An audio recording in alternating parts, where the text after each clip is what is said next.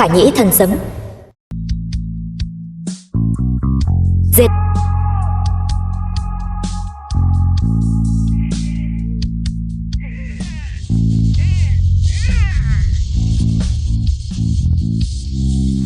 Diệp Thần, Thượng Đế Thần Hoàng. Diệt không tha.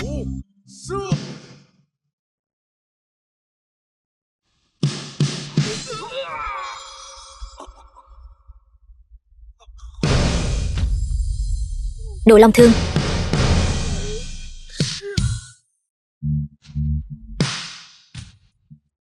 Vô tri. Cút về nói với quốc chủ của các người. Kể từ hôm nay, lãnh thổ đại hạ ta tiến về phía tây 3.000 dặm. Bộ xương của các người ở nơi này chính là bia giới của đại hạ ta. Dám vượt qua giới hạn nửa bước, Tây Man diệt vong. Thuộc hạ đã làm ô nhục uy danh của thần hoàng, xin đại nhân trách phạt.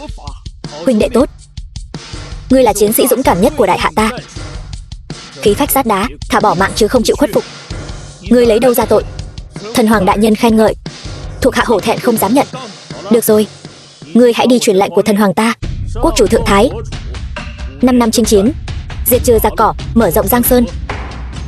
Các nước địch xung quanh đều đã bị tổn thương nguyên khí nặng nề, không còn sức tái chiến. Biên cương đại hạ ta có thể kê cao gối ngủ 30 năm. Thuộc hạ tuân lệnh.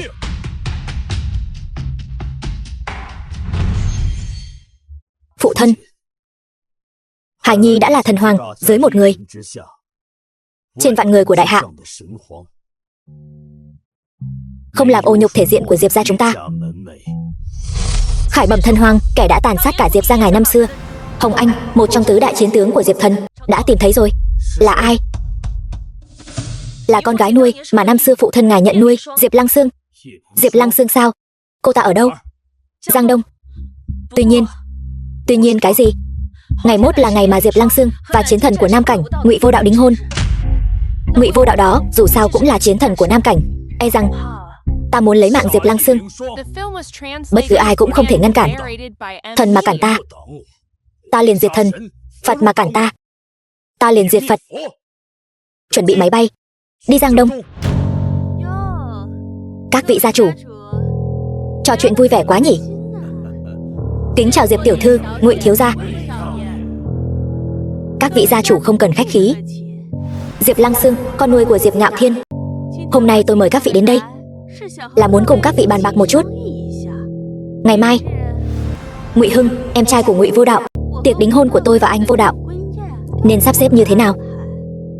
Ngoài ra, tiện thể bàn về tương lai của Giang Đông chúng ta. Việc đó còn phải nói sao? Có Diệp tiểu thư ở đây, Triệu gia chủ, tứ đại gia chủ ở Giang Đông, các thế gia lớn ở Giang Đông chúng tôi giống như bầy rồng đã có thủ lĩnh. Hôm nay tôi xin bày tỏ thái độ, sau này Diệp tiểu thư ra lệnh thế nào, Triệu gia tôi sẽ làm theo như thế. Tiền mẫu ta xin nói một câu không hay ho gì. Tiền gia chủ, tứ đại gia chủ ở Giang Đông, ngày mai Diệp tiểu thư sẽ đính hôn với chiến thần của Nam Cảnh. Giang Đông sau này sẽ được chiến thần đại nhân che chở đấy. Đây cũng là phúc phần mà Diệp tiểu thư đã mang lại cho những người dân Giang Đông chúng tôi. Tiền mẫu ta sau này chính là lính tiên phong của Diệp tiểu thư, sẵn sàng nghe lệnh bất cứ lúc nào. Tôn gia chúng tôi, Tôn gia chủ, tứ đại gia chủ ở Giang Đông, nguyện lấy Diệp tiểu thư làm người dẫn đầu.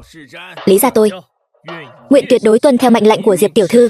Lý gia chủ, tứ đại gia chủ ở Giang Đông, chúng tôi đều nguyện lấy Diệp tiểu thư làm người đứng đầu. Nói hay lắm. Nào, chúng ta hãy cùng nhau cạn ly này. Chúc mừng anh trai và chị dâu tôi. Buổi tiệc đính hôn ngày mai diễn ra suôn sẻ. Được lắm. Khoan đã, chị dâu sao thế? Một buổi tiệc long trọng và vui vẻ như thế này, sao có thể thiếu lũ súc sinh Diệp ra được chứ? Nói đúng lắm. Người đâu? Đem lũ súc sinh Diệp ra kia dẫn lên đây cho bổn thiếu. Mọi người xem kìa, những cái tên ở trên đây sao trông quen quá nhỉ?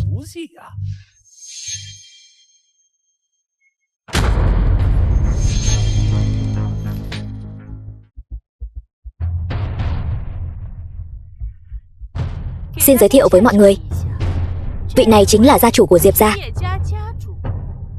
cũng là cha nuôi của tôi ngày xưa, Diệp Ngạo Thiên.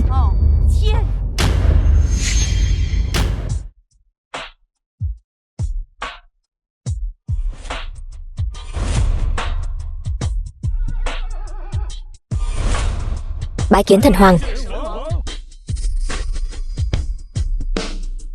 Chiến vương của Đông Cảnh Xích Long, chiến vương của Tây Cảnh Trúc Long, chiến vương của Nam Cảnh Ứng Long, chiến vương của Bắc Cảnh Cửu Long. Tham kiến thần hoàng. Diệp Lăng Sương hiện đang ở đâu? Cô ta đang ở biệt thự Diệp gia, tổ chức tiệc chiêu đãi cho lễ đính hôn ngày mai. Được, mang tang hồn chung của tôi đến đây. Tôi muốn tặng cho cô ta một món quà mừng. Diệp gia ở Giang Bắc. Hắn chính là Diệp Ngạo Thiên, gia chủ của Diệp gia, kẻ gây ra thảm án Diệt Môn 832 ở Giang Bắc 20 năm trước. Cả Diệp gia đều đã mất mạng hết rồi, vậy mà hắn vẫn còn sống sao? Đúng vậy. Tục ngữ có câu, người tốt đoàn mạnh, tai họa lưu ngàn năm. Lão súc sinh này, ông ta chính là tai họa lớn nhất. Ông ta sao có thể mất mạng một cách hồ đồ được chứ? Cũng may là trời có mắt, đã để bổn tiểu thư tìm thấy ông cách đây không lâu. Nếu không, các vị gia chủ ở đây làm sao có được diễm phúc chiêm ngưỡng phong thái của người đứng đầu Diệp gia chứ? Năm đó Diệp gia tuy chỉ là thế gia hạng 2 ở Giang Bắc, nhưng danh tiếng của Diệp Ngạo Thiên trong mắt 4 người chúng ta ở Giang Nam thấm dần qua tai và qua mắt, có thể nói là vang danh khắp tứ Giang đấy. Vang danh khắp tứ Giang. Ông ta cũng xứng sao? Ông ta chỉ là một lão súc sinh mặt người dạ thú. Diệp Lăng Sương, đồ súc sinh vong ân bội nghĩa nhà cô sẽ không được mất mạng tử tế đâu. Lão già kia sắp mất mạng đến nơi rồi mà còn dám làm càn trước mặt chị dâu tôi sao? Ông có tin tôi lấy mạng ông ngay lập tức không? Tiểu Hưng, cha nuôi, hôm nay tôi gọi ông đến là để ông đến chứng kiến cho chúng tôi con gái bảo bối của ông rạng rỡ đến mức nào.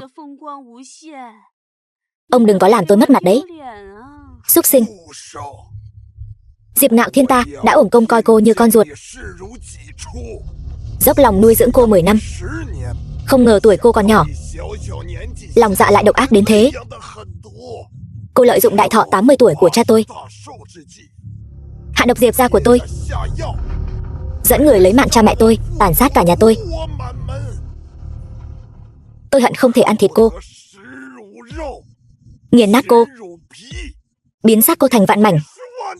Cha nuôi, mấy ngày không gặp, khả năng đổi trắng thay đen quả nhiên là tăng lên không ít.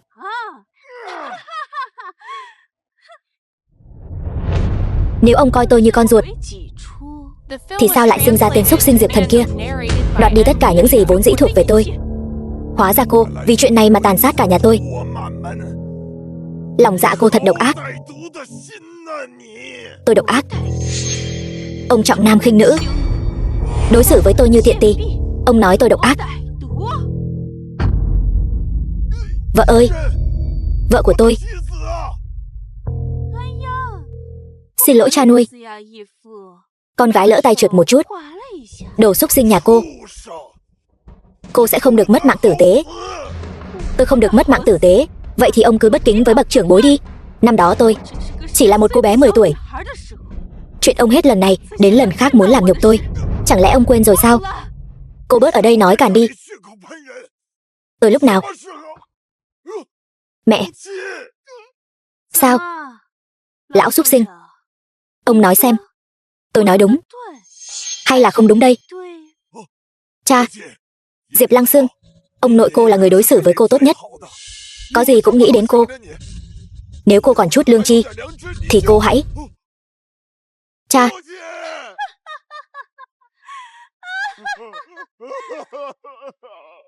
Đồ xúc sinh nhà ông, trọng nam khinh nữ, làm nhục con gái nuôi, lấy mạng cha, lấy mạng vợ, mất hết nhân tính. Ông nói đi, tôi nói đúng hay không đúng? Đừng, tôi nói. Cô nói đều đúng. Diệp Ngạo Thiên ta chính là một xúc sinh, làm đủ mọi điều ác. Coi như đồ xúc sinh nhà ông còn có chút tự biết mình.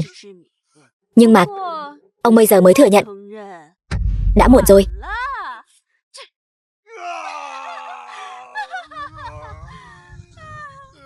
Đồ súc sinh.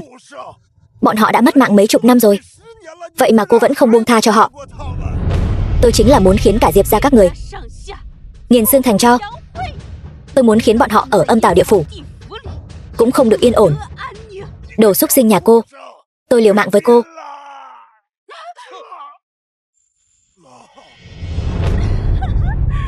Cha ơi! Mẹ ơi!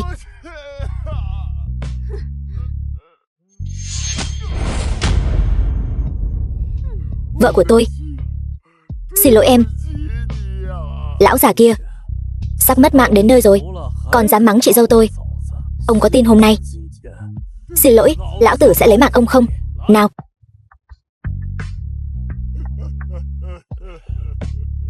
Lão súc sinh, cho ông dám ức hiếp chị dâu của tôi. Lão súc sinh. Này lão súc sinh, nếu ông đã hiếu thuận như vậy, vậy thì ông hãy xuống dưới đó bầu bạn với họ đi. Diệp gia Diệp Thần đến để tặng chuông.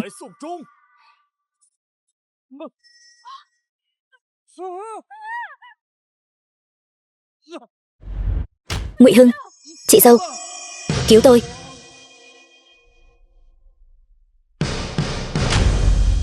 Đây chính là tang hồn chung. Tương truyền, tang hồn chung vang lên 3 tiếng. Tiếng thứ nhất, gân cốt đứt lìa. Tiếng thứ hai, máu thịt rơi rụng. Tiếng thứ ba, hồn phi phách tán. Không ai sống sót. Hắn, rốt cuộc hắn là ai, lại có thể mời đến tang hồn chung trong truyền thuyết? Anh là ai? Diệp gia Diệp Thần. Anh là Diệp Thần. Phải, chị gái tốt của tôi, Thần Nhi. Thần Nhi, con là Thần Nhi của ta. Cha ơi!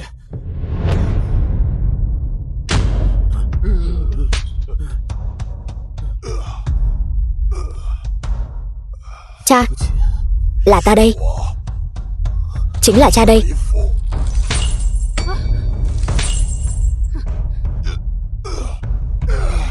Cha, người còn sống sao? Cha còn sống.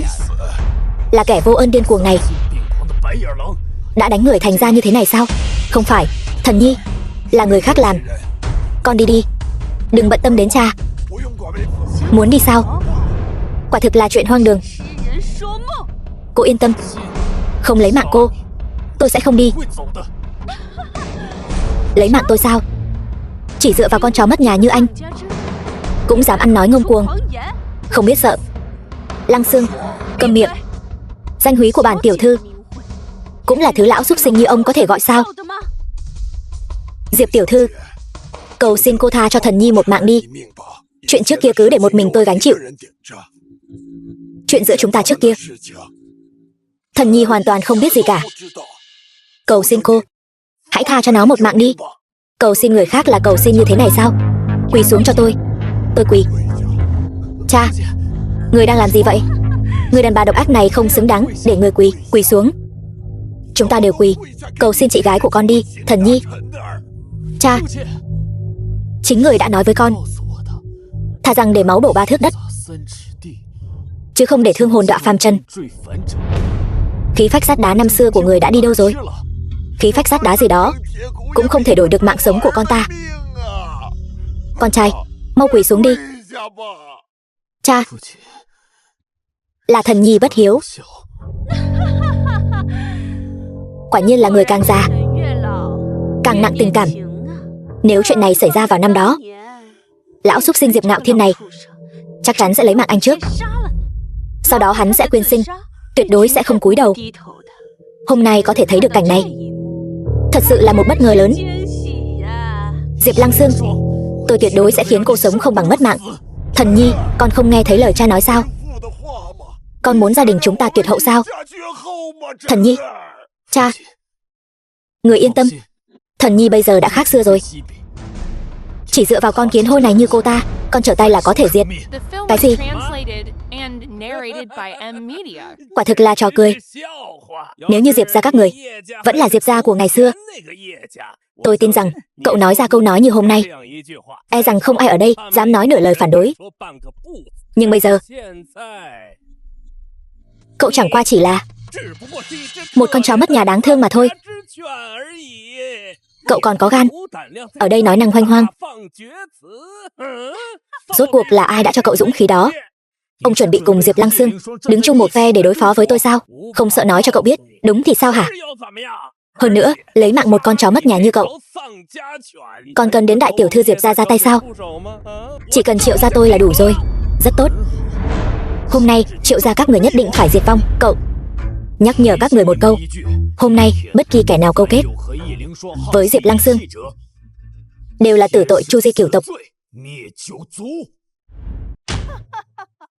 Khẩu khí thật lớn. Chỉ là một con chó mất nhà hèn mọn cũng dám đối địch với thiên hạ. Hôm nay tiền mộ tôi đặt lời ở đây. Nếu tôi không phế hai cánh tay của cậu, tiền gia tôi từ nay sẽ biến mất khỏi Giang Đông. Hạt châu nhỏ bé cũng dám tranh sáng với trăng rằm sao? Thứ không biết sợ. Quả thực là quá ngông cuồng. Diệp tiểu thư, xin cho phép tôi phế hai chân của hắn. Được. Diệp tiểu thư, xin cho phép tôi lấy hai con mắt của hắn ra, rồi dẫm như dẫm bóng. Tốt. Lấy mạng hắn đi. Lấy mạng hắn, đem cho chó ăn. Lấy mạng hắn đi, đem cho chó ăn. Nếu chư vị đều không biết sợ như vậy, vậy tôi sẽ khiến bầu trời Giang Đông thay đổi một chút. Thần nhi, con, cha, cha, Diệp tiểu thư, các vị gia chủ, các vị là đại nhân, xin hãy rộng lượng tha cho thứ hỗn xược này. Nó vẫn còn là một đứa trẻ. Diệp Ngạo Thiên ta xin quỳ xuống cầu xin mọi người. Cha, thần nhi, cha, người có tin thần nhi không? Tất cả bọn họ cộng lại, đối với con trai của người mà nói, chỉ là một lũ hề nhảy nhót. Người nghĩ con trai người là một tên ngốc sao? Người nghĩ con trai người sẽ chịu mất mạng vô ích sao? Thần nhi, con nói là thật sao? Tang hồn chung nặng bao nhiêu? Chẳng lẽ người không rõ sao? Con có thể mang tang hồn chung đến, chẳng lẽ còn chưa đủ để chứng minh thực lực của con sao? Tốt. Khốn kiếp. Đều là do hai tên xúc sinh các người, khiến tôi quên mất Tiểu Hưng vẫn còn ở bên trong. Lát nữa tôi sẽ xử lý các người sau. Người đâu? Mau kéo cái tang hồn chung này ra ngoài vứt đi. Vâng, tiểu thư.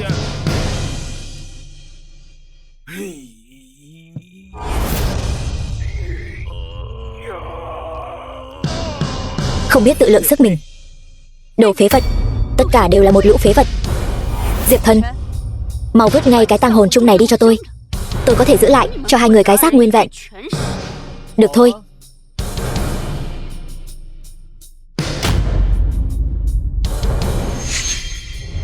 Mẹ.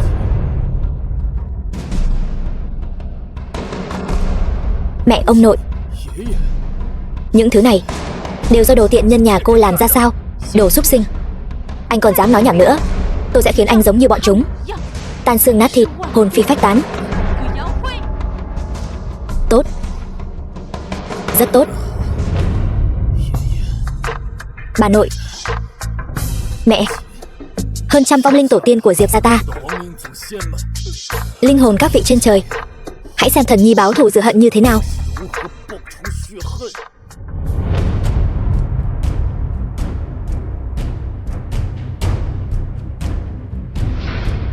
Cô muốn tôi thả hắn ra đúng không? Anh dám dùng việc gõ tang hồn chung để uy hiếp tôi. Chỉ dựa vào đồ xúc sinh nhà anh vẫn chưa đủ tư cách đâu. Vậy thì tôi sẽ cho cái thứ vong ân bội nghĩa như cô xem tôi có đủ tư cách hay không.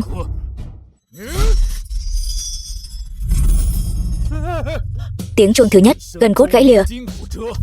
Chuyên lấy mạng loạn nghịch nữ vong ân bội nghĩa như cô, anh thật sự có thể gõ vang tang hồn chung. Chị dâu cứu tôi không muốn mất mạng. Tiểu Hưng, Diệp Thần, chỉ cần anh dừng tay ngay bây giờ, Diệp Lăng Sương tôi đảm bảo sẽ giữ lại cho hai người cái xác nguyên vẹn. Hơn nữa, toàn bộ Diệp gia của anh sẽ được chôn cất long trọng, mãi mãi hưởng hương hỏa. Xem ra cô vẫn chưa nhận rõ hiện thực nhỉ.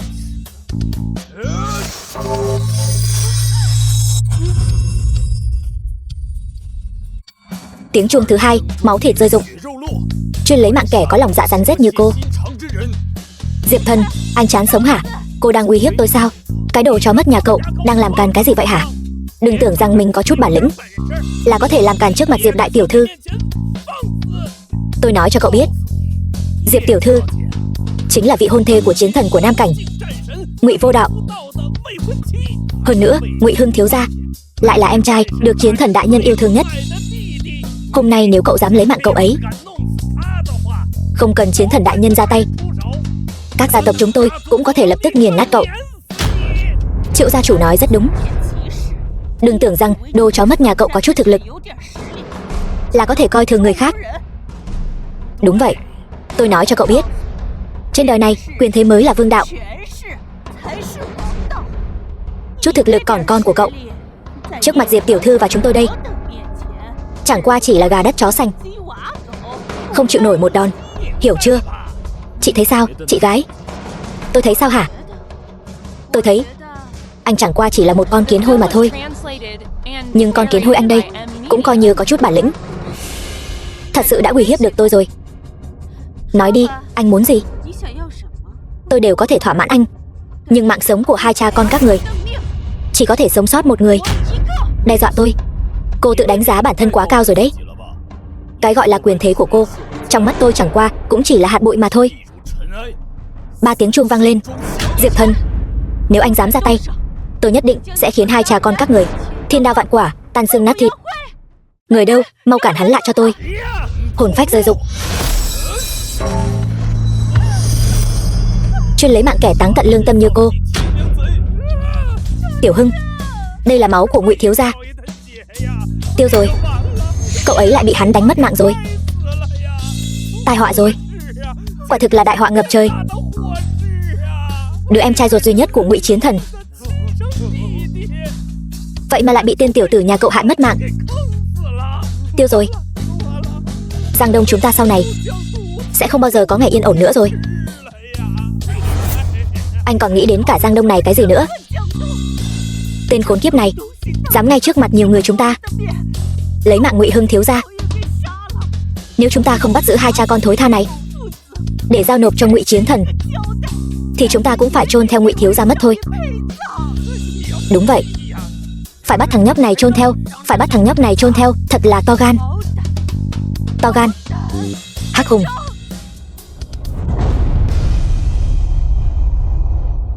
Hắc Hùng, thuộc hạ của Ngụy Vô Đạo. Cái gì? Đây là thuộc hạ của Ngụy chiến thần.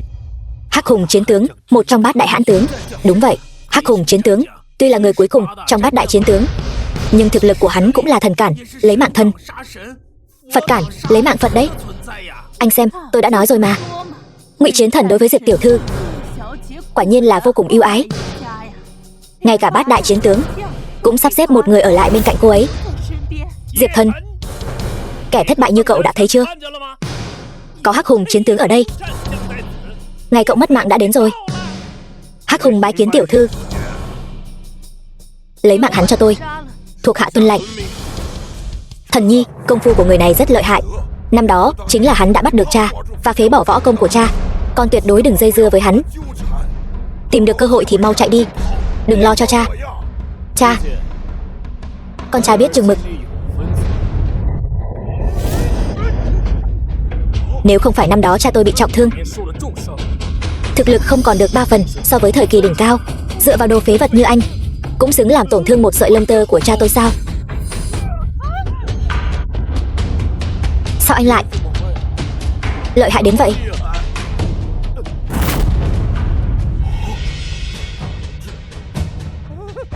Hắc Hùng chiến tướng cứ thế mà mất mạng rồi sao?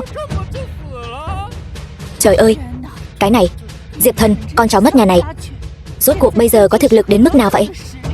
Lại có thể chỉ bằng 2 ngón tay đánh bại Hắc Hùng chiến tướng của Ngụy chiến thần. Thần nhi, con, thực lực của con, cha, lát nữa thần nhi sẽ kể chi tiết với người. Chúng ta báo thù trước đã. Đúng, báo thù. Báo thù cho cả Diệp gia chúng ta. Lấy mạng hết tất cả bọn chúng cho ta. Diệp Lăng Sương, cô chỉ có chút thực lực này thôi sao? Thật khiến tôi quá thất vọng rồi. Phế vật. Một lũ phế vật. Người đâu? Đem xác của lũ phế vật này kéo xuống cho chó ăn. Diệp Lăng Sương, tiếng gầm gừ vô dụng của kẻ bất tài là vô ích. Tôi cho cô một cơ hội để giữ lại xác nguyên vẹn. Bây giờ tự phế đi 2 chân, rồi mang cho cốt của mẹ, ông nội, bà nội tôi. Diệp Thần, anh thật sự nghĩ rằng mình có chút võ lực là có thể làm càn ở đây sao? Võ lực chưa bao giờ là vốn liếng của kẻ mạnh. Kẻ mạnh chân chính là người nắm giữ quyền thế thiên hạ. Chân đạp thế ngũ nhạc. Ý của cô là quyền thế của cô chính là thực lực của cô sao? Đúng rồi, lời Diệp tiểu thư nói không hề sai chút nào. Tôi nói cho cậu biết, ở Giang Đông này, tứ đại gia tộc chúng tôi chính là bầu trời của quyền thế. Còn Diệp tiểu thư chính là người nắm giữ bầu trời này, bầu trời của quyền thế. Đúng vậy, tứ đại gia tộc chúng tôi chính là bầu trời của Giang Đông, người nắm giữ bầu trời. Diệp Thần, cậu đang nghi ngờ thực lực của tứ đại gia tộc chúng tôi sao? Tôi nghi ngờ thực lực của các người. Các người có đủ tư cách không? Các người không phải muốn so quyền thế với tôi sao? Được thôi, vậy thì tôi sẽ cho các người thấy thế nào mới là quyền thế ngập trời chân chính. Hồng Anh, tôi cho cô 3 phút. Tôi muốn tứ đại gia tộc ở Giang Đông vĩnh viễn biến mất khỏi bản đồ. Ngoài ra, chuẩn bị thêm vài cái hộp đựng cho cốt cho tôi. Tôi muốn an táng cho người thân của tôi. Tôi đã nghe thấy gì vậy? Hắn lại dám nói khiến tứ đại gia tộc ở Giang Đông chúng ta sẽ biến mất trong vòng 3 phút. Thật là một trò hề lớn nhất thiên hạ. Diệp Thần, anh còn không biết thời thế bằng cha anh. Gây chuyện đến mức này lại còn ở đây giả vờ giả vịt, tự rước lấy nhục. Diệp tiểu thư, tôi nghĩ không cần phải phí lời với loại phế vật này nữa đâu. Cô hãy ban hành Giang Đông tất sát lệnh ngay bây giờ đi. Xin Diệp tiểu thư ban hành Giang Đông tất sát lệnh. Chó nhà có tăng, anh thấy chưa? Đây mới gọi là quyền thế. Các gia chủ Giang Đông nghe lệnh. Chúng tôi xin nghe lệnh. Kể từ hôm nay, tập hợp tất cả sức mạnh của Giang Đông, vây bắt 2 cha con hắn. Nhớ kỹ, vây mà không lấy mạng, săn mà không diệt. Tôi muốn 2 cha con hắn ở khắp Giang Thành giống như chuột chạy qua đường, bị mọi người hô hào đánh đập. Sống không được, mất không xong. Dùng điều này để an ủi linh hồn Tiểu Hưng trên trời. Kính cẩn tuân theo lệnh của Diệp tiểu thư. Sống không được, mất không xong. Sắp mất mạng đến nơi rồi, vậy mà còn ở đây ban bố lệnh truy sát vô nghĩa. Tôi thực sự không biết ai đã cho cô dũng khí đó. Nghe đi, đây gọi là kẻ vô tri không sợ hãi. Cậu biết không, một khi Giang Đông tất sát lệnh này được ban ra, dù cậu có bản lĩnh thông thiên cũng không thoát khỏi sự truy sát của cả thành phố này, trừ khi cậu biến toàn bộ Giang Đông này thành một tòa tử thanh. Đáng tiếc thay, cậu căn bản không có cái.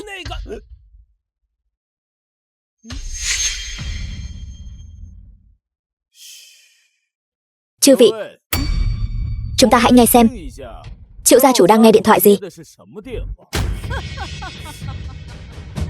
Diệp Thần, cậu nghĩ cuộc điện thoại vừa rồi của cậu thật sự có thể khiến tứ đại gia tộc chúng tôi? Điện thoại của bà cũng reo rồi. Xem ra cũng khá nhanh đấy. Alo. Nhìn cái gì mà nhìn? Nghe điện thoại của ông đi. Nghe thì nghe, lão tử sợ cậu chắc. Alo. Tôi đã nói rồi, không có việc gì đừng gọi điện cho tôi. Nói đi, chuyện gì? Nhà chúng ta phá sản rồi. Không. Cậu nói cái gì? Đồ khốn nạn, cậu nói cái gì? Không thể nào, tuyệt đối không thể nào. Cậu đi điều tra rõ ràng rồi hãy nói. Đồ phế vật, tất cả đều là một lũ phế vật. Tứ đại gia chủ, các người. Diệp tiểu thư, Triệu gia chúng tôi xong đời rồi. Diệp tiểu thư, xin hãy cứu tiền gia chúng tôi. Diệp tiểu thư ơi, Lý gia chúng tôi cũng bị diệt rồi. Xin cô hãy cứu Lý gia chúng tôi. Diệp tiểu thư, Cầu xin Diệp tiểu thư cứu Tôn ra đi. Đây chính là cái gọi là quyền thế của cô. Trong mắt tôi, nó chẳng là gì cả. Tôi đã nói rồi, lật tay là có thể diệt. Diệp thần, tôi thừa nhận anh có chút thực lực, nhưng chút thực lực này của anh đối với Diệp Lăng Xương tôi mà nói còn xa mới đủ. Vị hôn phu của tôi chính là chiến thần của Nam Cảnh, Ngụy Vô Đạo. Bất kể hắn là ai, chỉ cần ở trước mặt vị hôn phu của tôi đều chỉ có một kết cục, đó chính là đầu thai. Nói rất đúng. Cậu cho dù có thể tiêu diệt được Triệu gia tôi trong chốc lát thì có thể làm được gì chứ? Vị hôn phu của Diệp tiểu thư là chiến thần của Nam Cảnh. Hôm nay cậu gặp đại họa rồi. Tôi nói cho cậu biết, cậu đã diệt tứ đại gia tộc chúng tôi. Cậu còn lấy mạng em trai ruột của ngài ấy. Tôi nói cho cậu biết, chiến thần đại nhân của Nam Cảnh nhất định sẽ khiến cậu mất mạng, không có chỗ chôn. Hóa ra các người chán sống. Vậy tôi sẽ thành toàn cho các người. Không, cơ hội đã cho các người rồi. Nếu các người tự mình muốn mất mạng, vậy thì không thể trách tôi được.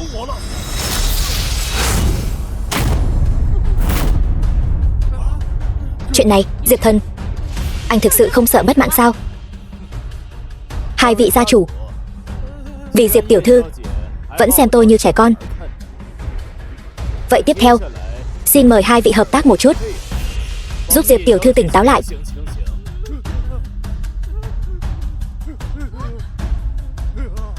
Xem các người có thể chạy đi đâu.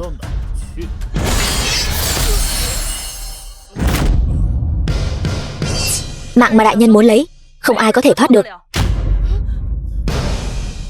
Đại nhân, Diệp Lăng Xương, nếu anh dám lấy mạng tôi, hai cha con các người sẽ không còn bất kỳ cơ hội sống sót nào nữa. Nhìn cô sợ hãi kìa, điều này không giống khí thế của Diệp Lăng Xương cô chút nào.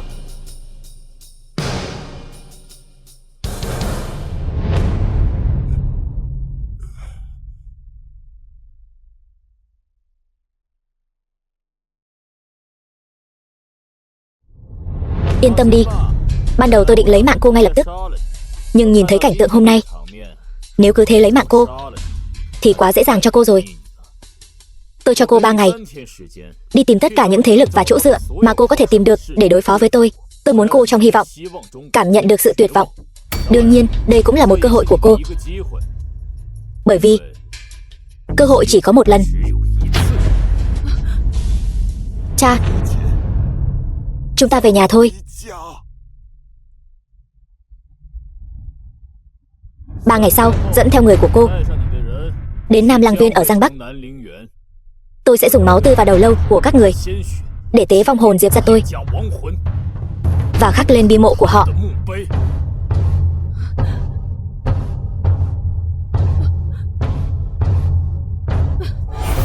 Diệp thần, Diệp Ngạo Thiên, 3 ngày sau, hai cha con các người nhất định phải bỏ mạng dưới tay tôi.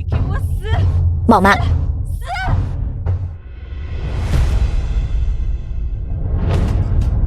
Diệp lão, cha. Đại nhân, Diệp lão bị làm sao vậy? Thân thể của cha, vết thương cũ chưa lành, lại thêm vết thương mới, cơ thể đã sớm không chịu nổi gánh nặng. Hơn nữa, sự bi thương và phẫn nộ hôm nay dồn nén khiến tất cả vết thương đều bộc phát. Tôi phải lập tức đưa cha tôi đến bệnh viện. Hồng Anh, cô lập tức dẫn người đến Nam Lăng Viên ở Giang Bắc, xây mộ đúc bia cho Diệp gia tôi. Tôi muốn 3 ngày sau dùng máu của Diệp Lăng Xương tế vong hồn Diệp gia tôi.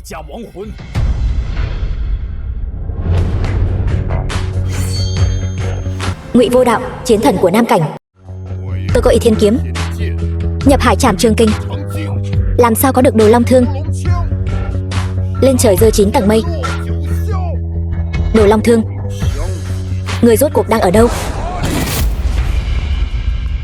Vô Đạo, xảy ra chuyện rồi. Vô Đạo, đã xảy ra chuyện rồi. Tiểu Hưng bị người ta lấy mạng rồi.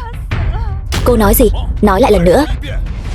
Tên xúc sinh của Diệp gia năm đó trốn thoát, Diệp thần, hôm nay đột nhiên quay lại rồi. Hắn không chỉ cứu lão xúc sinh Diệp Ngạo Thiên đó đi, diệt tứ đại gia tộc, mà còn lấy mạng Tiểu Hưng ngay tại chỗ. Người của tôi và Hắc Hùng chiến tướng, không ai có thể ngăn cản hắn. Đồ phế vật, toàn bộ đều là phế vật. Vậy sao cô vẫn còn sống? Tên xúc sinh quá mức ngông cuồng rồi. Chờ đến 3 ngày sau, Hắn muốn tôi dẫn theo tất cả thế lực và chỗ dựa có thể điều động đến Diệp gia, chuộc tội trước mộ của đám quỷ khốn kiếp đó. Hắn muốn chúng ta tạ tội trước mộ, còn không mau quỳ xuống chịu tội. Diệp Thần, đầu anh bị lừa đá rồi hả? Chí Tôn Thần Hoàng trông như thế nào? Anh Vô Đạo lại không biết sao? Anh dám giả mạo Chí Tôn Thần Hoàng trước mặt anh ấy. Nói không sai chút nào. Anh cũng không chịu tè một bãi mà soi xem bản thân mình là cái thể thống gì, mạo danh Chí Tôn Thần Hoàng. Anh xứng sao? Chiến Thần đại nhân, thằng nhóc này chắc sợ vỡ mật rồi nhỉ? Dám mạo danh Thần Hoàng đại nhân? Đúng vậy, đại nhân. Nói nhảm gì với tên phế vật này nữa? Phế luôn tứ chi của hắn, bắt luôn người cha của hắn. Không chỉ có thể báo thù cho Ngụy thiếu gia, mà còn có thể ép chúng khai ra tung tích của Đồ Long Thương. Vô Đạo, hai vị chiến tướng nói không sai. Trước hết phế tên xúc sinh này rồi bắt lại, sau đó đưa lão xúc sinh Diệp Ngạo Thiên kia đến đây. Đến lúc đó chúng ta sẽ ngay trước mặt tên xúc sinh này giày vò lão xúc sinh kia. Tôi không tin hắn sẽ không giao ra Đồ Long Thương. Đồ độc phụ nhà cô phá hủy Lăng Viên Diệp gia tôi vẫn chưa đủ sao? Cô lại còn dám nảy sinh ý nghĩ độc ác như vậy, thật đáng bị thiên đao vạn quả.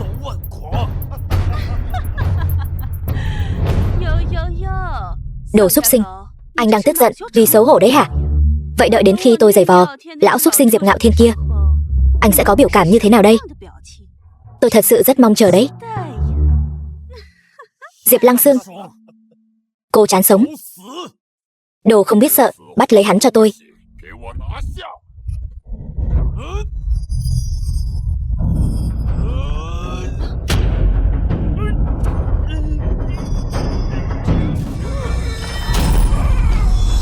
Sao có thể như vậy được?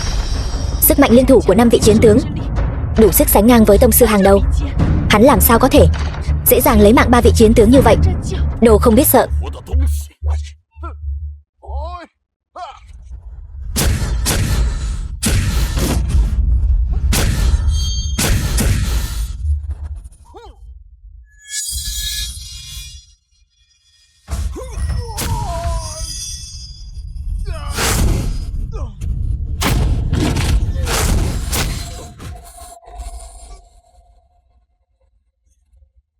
Anh làm sao có thể có được thực lực đáng sợ như vậy? Anh không xứng được biết. Anh xem đây là cái gì? Súng phóng khóa mục tiêu bọc thép. Không ngờ đấy, đồ xúc sinh nhà anh. Anh vẫn có chút tinh mắt đấy. Chiến lược của anh kinh khủng thì đã sao chứ? Lão tử tùy tiện ra tay là có thể khiến anh mất mạng, không có chỗ chôn. Vô tri. Sắp mất mạng đến nơi rồi mà còn giả vờ giả vịt ở đó. Nộp mạng cho tôi.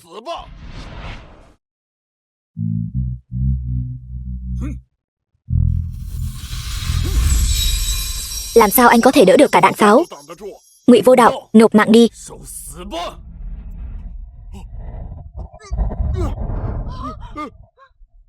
Anh không thể lấy mạng tôi. Tôi là chiến thần của Nam Cảnh đấy. Chiến thần của Nam Cảnh. Anh cũng xứng sao? Còn dám chạy? Diệp Thần, bản chiến thần có quân công trong người. Cho dù thần hoàng đại nhân đích thân đến, bản chiến thần cũng không thể bị làm nhục như thế. Mang quân công trên người, đây là thứ anh dựa vào để làm càn sao? Anh dám đánh tôi? Tôi đánh anh vì anh ở vị trí cao mà không làm việc chính đáng. Tôi đánh anh vì anh nắm quyền lực mà làm điều sai trái.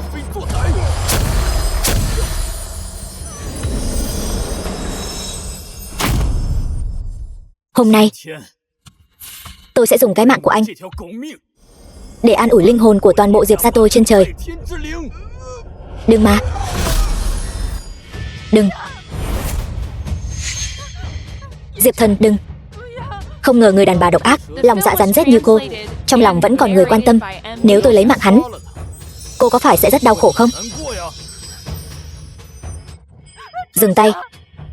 Diệp Thần, nếu anh dám lấy mạng Vô Đạo, cả đời này anh đừng hòng biết được kẻ đã tàn sát Diệp gia các người năm đó rốt cuộc là ai. Cô có ý gì? Ý gì? Anh sẽ không thực sự ngu ngốc đến mức nghĩ rằng 20 năm trước chỉ dựa vào một đứa trẻ mười mấy tuổi có thể tiêu diệt toàn bộ Diệp gia các người chứ? Tôi chẳng qua chỉ là ngòi nổ cho cuộc thảm sát này mà thôi. Kẻ thực sự tiêu diệt Diệp gia anh là người khác. Rốt cuộc là ai? Ai? Bọn họ là những người mà cả đời này anh cũng không thể chọc vào được. Tôi khuyên anh, nếu biết điều thì mau thả Vô Đạo ra. Tôi còn có thể tha mạng cho hai cha con các người. Từ nay về sau, chúng ta nước sông không phạm nước giếng. Bằng không, cùng lắm thì chiến đấu đến mất mạng, không ai được sống sót. Cô đang đe dọa tôi sao?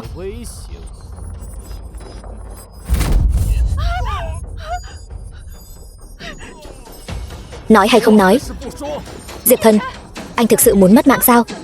Vậy tôi xem là miệng cô cứng hay là mạng của tên xúc sinh này cứng hơn? Đồ tiện nhân nhà cô, còn không mau nói đi. Cô muốn bản chiến thần này bị dẫm mất mạng sao? Tôi nói kẻ đã tàn sát toàn bộ Diệp gia các người năm đó là tổng đốc của Tứ Giang và tứ đại tông sư của Tứ Giang. Năm đó tôi cũng chỉ nói cho bọn họ biết tin tức về việc Diệp gia có đồ long thương, và ở trong rượu của Diệp gia hạ thuốc mê. Những chuyện khác đều là do bọn họ làm. Cô đang đe dọa tôi.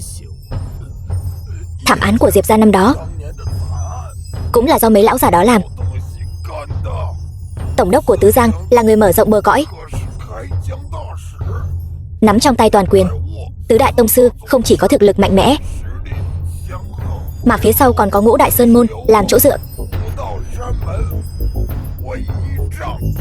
Nếu anh dám động vào tôi, cả đại hạ này sẽ khiến anh mất mạng không có chỗ chôn. Lần này tôi không phải dọa anh đâu. Tổng đốc của Tứ Giang và tứ đại tông sư liên thủ. Ở Tứ Giang này, bọn họ chính là trời. Cho dù là quan nhất phẩm đương triều đến, cũng phải hành sự cẩn thận. Cho dù thực lực anh không tồi, trước mặt bọn họ cũng chỉ là con kiến lớn hơn một chút mà thôi. Cô đang ra điều kiện với tôi sao? Tôi không phải đang ra điều kiện với anh, mà là cho anh một cơ hội sống sót. Nếu bây giờ anh thả chúng tôi ra, chúng tôi coi như ân oán xóa bỏ. Bằng không, tôi sẽ gọi tất cả bọn họ đến, cùng lắm thì chúng ta đồng quy vu tận. Đồng quy vu tận. Cô cũng xứng sao? Đừng nói là tổng đốc của Tứ Giang và tứ đại tông sư, cho dù là quốc chủ đích thân đến, cũng không giữ được mạng của hai người. Không. Khẩu khí thật lớn. Ở Tứ Giang này, chưa từng có ai dám khinh thường tổng đốc đại nhân và tứ đại tông sư chúng tôi đến mức này. Tổng đốc đại nhân, tứ đại tông sư, các vị sao lại đến đây? Diệp Lăng Sương, đây là thái độ cô nên dùng để nói chuyện với bản tổng đốc sao? Diệp Lăng Sương bái kiến tổng đốc đại nhân. Bái kiến tứ đại tông sư. Không dám. Tôi nào dám nhận lễ của phu nhân chiến thần chứ? Tổng đốc đại nhân, tôi tạ ơn tổng đốc. Tứ đại tông sư, các vị mau lấy mạng tên xúc sinh này, cứu mạng bản chiến thần một lần đi. Ngụy chiến thần bây giờ mới nhớ đến chúng tôi sao? Trước đây cậu làm gì rồi? Tôi cái gì mà tôi? Khi chỉ mình hưởng, sao không nhớ đến chúng tôi? Hôm nay bị người khác dẫm dưới chân rồi, mới nhớ đến chúng tôi sao? Đồ vô liêm sỉ. Thôi được rồi, bớt nói vài câu đi. Dù sao hắn cũng là chiến thần của Nam Cảnh. Nếu mất mạng trong địa phận Tứ Giang của chúng ta, tất cả chúng ta đều không thoát khỏi liên can đâu. Cậu chính là tàn dư còn sót lại của Diệp gia. Đúng là anh tài xuất thân từ Hàn Môn, có thể ép Ngụy chiến thần của chúng tôi đến bước đường cùng như thế này. Lợi hại, thật sự lợi hại. Nhưng cậu nghĩ chỉ với chút năng lực này, cậu đã vô địch thiên hạ rồi sao? Đến đây là tự tìm đường đầu thai. Tổng đốc của Tứ Giang chính là Tạ Mỗ, tứ đại tông sư. Tiểu tử kia, chúng tôi ở đây, còn không mau quỳ xuống nộp mạng. Rất tốt. Tôi vốn dĩ đang nghĩ sau khi lấy mạng Ngụy Vô Đạo và Diệp Lăng Sương sẽ đi tìm các người, không ngờ tất cả đều đã có mặt đông đủ. Như vậy cũng tốt, khỏi phải để tôi chạy thêm một chuyến. Hôm nay tôi sẽ dùng mạng của đám người các người để tế linh hồn của vong hồn Diệp gia tôi ở trên trời. Hóa ra tên xúc sinh cậu đã biết, người diệt cả Diệp gia cậu năm đó chính là chúng tôi. Đã biết rồi, cậu còn dám ăn nói hoanh hoang trước mặt chúng tôi. Năm đó để tên xúc sinh cậu chạy thoát, thật sự là một mối lo trong lòng chúng tôi. Ông trời rủ lòng thương, lại đưa cậu trở về rồi. Lần này lão phu xem cậu sống sót bằng cách nào. Đồ xúc sinh, tôi cho cậu 3 điều kiện. Thứ nhất, thả Ngụy Vô Đạo. Thứ hai, giao ra đồ long thương của Diệp gia. Thứ ba, quỳ xuống cầu xin tha thứ, quy phục xưng thần. Nhớ kỹ, 3 điều này là phải chọn tất cả. Chỉ là một tổng đốc của Tứ Giang còn con, cũng dám làm càn trước mặt bản hoàng. Quyền uy của ông to quá nhỉ. Bản hoàng cũng cho ông 3 con đường. 1. Nộp mạng. 2. Nộp mạng. 3. Vẫn là nộp mạng. Diệp Thần, anh ở trước mặt tổng đốc của Tứ Giang và tứ đại tông sư, còn dám cản rỡ. Anh thật sự nghĩ mình là chí tôn thần hoàng sao? Mau thả Vô Đạo ra, nhận tội chịu phạt. Thả hắn ra. Được thôi, vậy tôi sẽ thả hắn. Dừng tay. Ông đang uy hiếp tôi sao?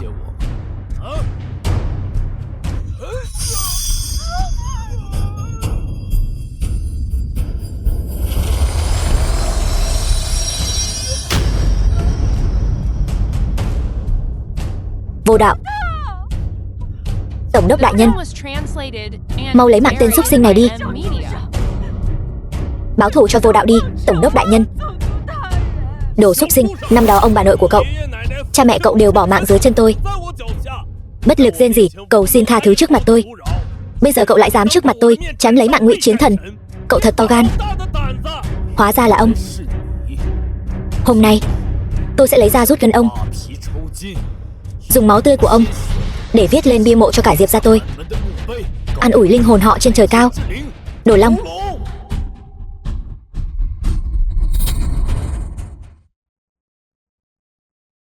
Đồ long thương là đồ long thương.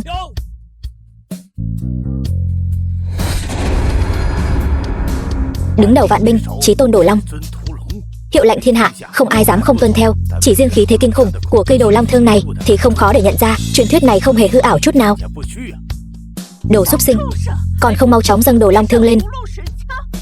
Có thể cho cậu mất mạng một cách thoải mái, bằng không tôi sẽ khiến cậu sống không bằng mất mạng. Muốn đồ long thương sao? Cho bà. Không ổn, tên này đã đạt đến cảnh giới đại tông sư. Tốt lắm. Chỉ trong vòng 20 năm ngắn ngủi có thể khiến một con chó nhà có tang chưa dứt mùi sữa trưởng thành đến mức này. Đồ long thương quả nhiên danh bất hư truyền. Tổng đốc đại nhân, 3 vị tông sư, các người còn ngây ra đó làm gì? Mau lấy mạng tên xúc sinh này đi, phanh thây hắn ra trăm mảnh. Tuyệt đối đừng cho hắn bất kỳ cơ hội thở dốc nào. Diệp Lăng Xương, đừng vội. Tôi lập tức sẽ lấy mạng mấy lão già này, sau đó sẽ đặc biệt chăm sóc đồ độc phụ như cô. Đồ khốn nạn, đến nước này rồi còn dám ngụy biện. Mau nộp mạng đi,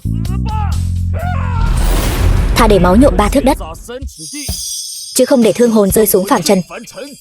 Linh hồn Diệp gia trên trời cao, hãy lắng nghe thiên mục, nghe tiếng long ngâm. Xông lên, lên. Sao có thể?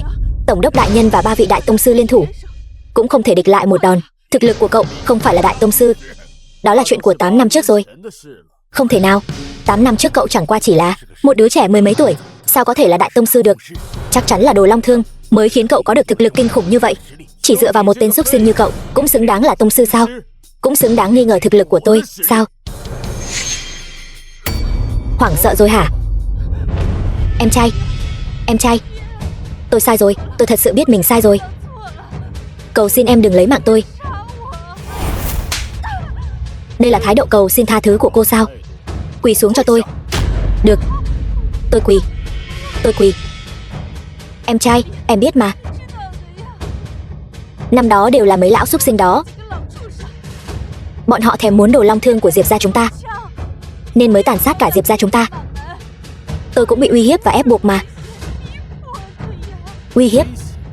Nếu không phải cô nói cho bọn họ biết đồ long thương ở Diệp gia chúng tôi, chỉ dựa vào đám phế vật đó cũng xứng biết tung tích của đồ long thương sao?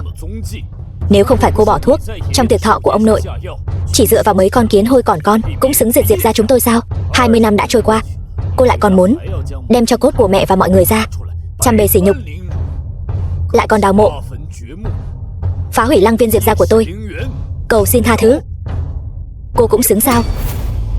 Hồng Anh có mặt, đem tiện nhân độc ác này trói lại cùng với đám phế vật kia cho tôi. Đợi mộ mới đắp xong, bia mới dựng lên, tôi muốn dùng máu tươi của bọn chúng để khắc lên bia mộ của toàn bộ Diệp gia tôi.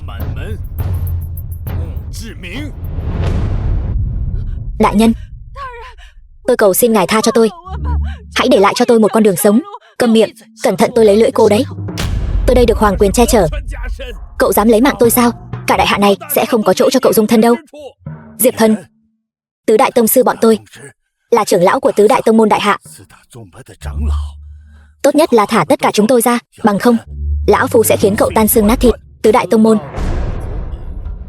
trong mắt tôi, bọn chúng vẫn chỉ là lũ kiến hôi mà thôi. Nếu bọn chúng không biết điều, tôi không ngại tiến bọn chúng chôn cùng với các người. Tốt lắm tiểu tử, cậu tự mình tìm đường đầu thai, vậy đừng trách chúng tôi.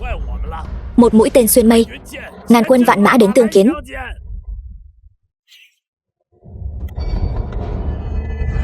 Không hay rồi, đây là phương thức cầu cứu cấp cao nhất của tứ đại tông môn.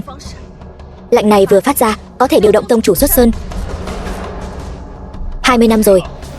Kỳ Chiến, tông chủ của Kỳ Sơn, Đồ Long Thương rốt cuộc ở nơi nào? Theo tôi thấy, Thiếu Chấn, tông chủ của Thiếu Sơn. Chúng ta chỉ cần tìm được đám phản đồ vương gia kia, mọi chuyện sẽ dễ giải quyết thôi. Tìm được phản đồ vương gia nói dễ vậy sao? Năm đó, sau khi Vương Ngạo Thiên nhận được truyền thừa Đồ Long Thương, chi mạch Vương Thiên Long, lúc đó là gia chủ Vương gia. Vũ Đấu, tông chủ của Vũ Sơn, muốn đoạt bảo vật, lấy mạng người. Nga Mi, tông chủ của Nga Sơn, chi mạch Vương Ngạo Thiên phản lại Vương gia, từ đó ẩn danh mai tính. Bọn họ đã lập nên tiểu tập Diệp thị ở Giang Bắc. Nếu không phải nội bộ bọn họ xuất hiện kẻ phản bội, Đồ Long Thương làm sao có thể nổi lên mặt nước? Hay là chúng ta đi theo dõi kẻ phản bội của Diệp gia kia? Biết đâu cô ta sẽ có cách tìm ra manh mối của Đồ Long Thương. Dù sao thì cô ta từng là người của Diệp gia. Ý kiến hay.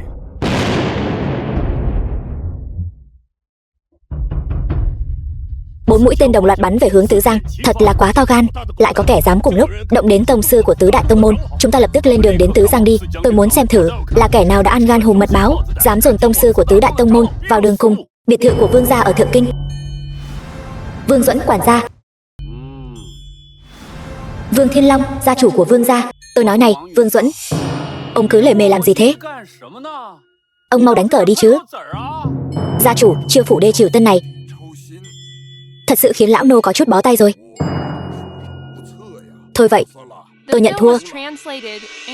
Ông đó lần nào cũng giương cờ trắng đầu hàng. Thôi vậy, chẳng có chút ý nghĩa nào cả. Vương Khải, thiếu gia của Vương gia. Thiếu gia, tin tốt, tin cực kỳ tốt đây. Thiếu gia, tin cực kỳ tốt gì mà có thể khiến thiếu gia vui mừng đến thế? Đồ Long Thương. Cái gì? Đồ Long Thương? Mau nói rốt cuộc là chuyện gì? Tôi vừa nhận được tin tức, chủ nhân của cổ võ tứ đại tông đã liên thủ kéo đến Tứ Giang. Tôi cảm thấy không ổn lắm, nên đã đặc biệt phái người đi điều tra. Cha đoán xem thế nào, kẻ phản nghịch của Vương gia ta, Vương Ngạo Thiên cùng con trai hắn là Diệp Thần đã xuất hiện. Lúc này họ đang ở Giang Bắc. Bọn họ đang ở Giang Bắc. Vương Ngạo Thiên năm đó bị con gái nuôi của hắn đánh trọng thương, lại được Diệp Thần quay về cứu đi. Hiện tại hắn đang ở bệnh viện tại Giang Bắc. Còn Diệp Thần hiện tại đang lập bia mộ cho cả Diệp gia hắn, chuẩn bị báo thù rửa hận.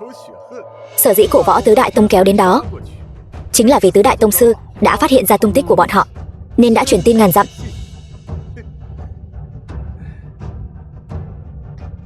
Trời ơi, kẻ phản nghịch Vương Ngạo Thiên này đã đến rồi.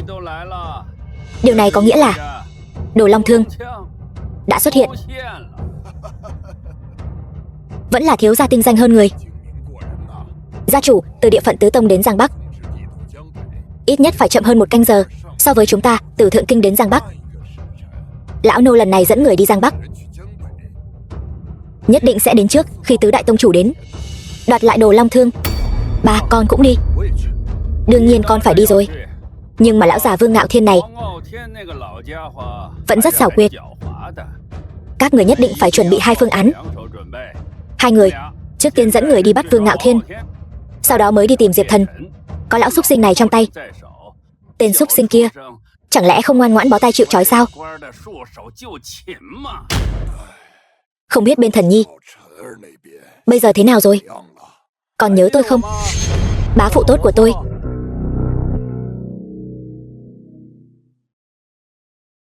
Vương Duẫn của Vương gia ở Thượng Kinh. Thật là khó cho Ngạo Thiên đại thiếu gia rồi. Vẫn còn nhớ đến nô tài này. Cậu là con trai của Vương Thiên Long, Vương Khải phải không? Bá phụ tốt của cháu. Ngài vẫn còn nhớ cháu sao? Để cảm ơn ngài đã nhớ đến cháu. Hay là đi cùng cháu một chuyến nhé. Cậu đó, cậu giống hệt cha cậu. Miệng cười lòng dao. Muốn lấy mạng thì lấy đi. Cần gì phải nói nhiều lời vô ích như vậy. Lấy mạng thì chắc chắn phải lấy rồi. Nhưng không phải bây giờ. Duẫn lão có mặt. Dẫn đi. Đi thôi. Cậu nô tài, buông tôi ra.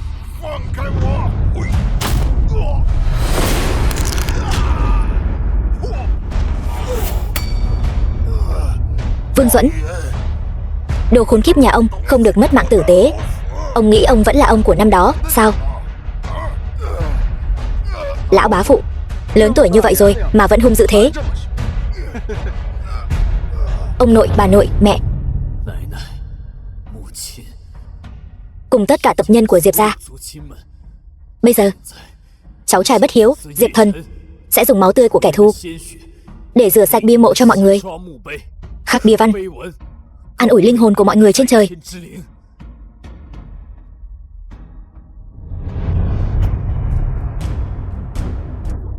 Tội nhân Tạ Bảo Khánh, nộp mạng đi. Cậu không thể lấy mạng tôi là tổng đốc của Tứ Giang. Diệp Thần, tha cho tôi một mạng.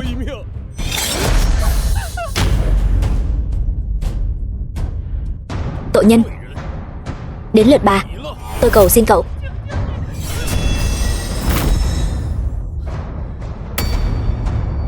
Diệp Thần, tông chủ của Tứ Đại Tông môn chúng tôi chắc chắn đang trên đường tới đây. Bây giờ dừng tay vẫn còn kịp. Nếu cậu lấy mạng chúng tôi, cậu sẽ không còn đường lui nữa. Đúng vậy, Diệp Thần, tha cho chúng tôi, rồi giao ra đồ long thương. Chúng tôi nhất định sẽ cầu xin Tứ Đại Tông chủ tha cho cậu một mạng. Tôi nói lại cho các người nghe một lần nữa, đừng nói Tứ Đại Tông sư đã đến. Cho dù quốc chủ đích thân tới cũng không cứu được các người. Nộp mạng đi.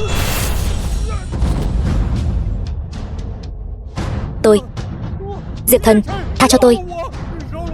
Tôi chỉ là một con chó. Cậu muốn tôi làm gì, tôi sẽ làm cái đó. Phải, chỉ cần cậu tha cho tôi. Cậu bảo tôi cắn ai, tôi sẽ cắn người đó. Các người lại dám vũ nhục chó.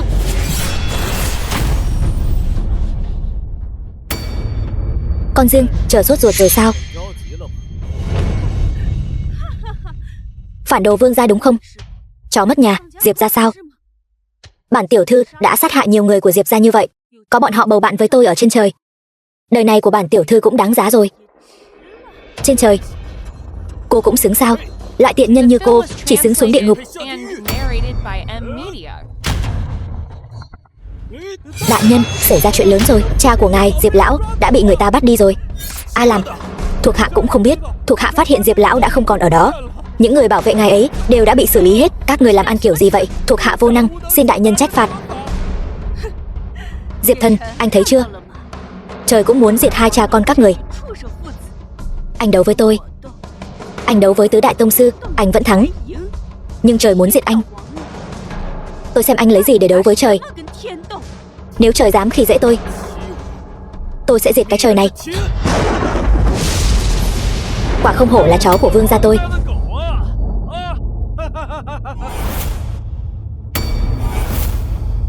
Đúng là cảnh hoành tráng, dám đấu với trời. Cũng không tệ. Các người là ai? Đến lăng viên Diệp gia của tôi làm gì? Tên tiểu tử này đến giờ vẫn chưa biết thân phận của tôi. Bản thiếu gia sẽ rũ lòng thương mà nói cho anh biết. Diệp gia các người từng là chi nhánh của Vương gia, một trong tam đại gia tộc ở Thượng Kinh. Vương gia ở Thượng Kinh.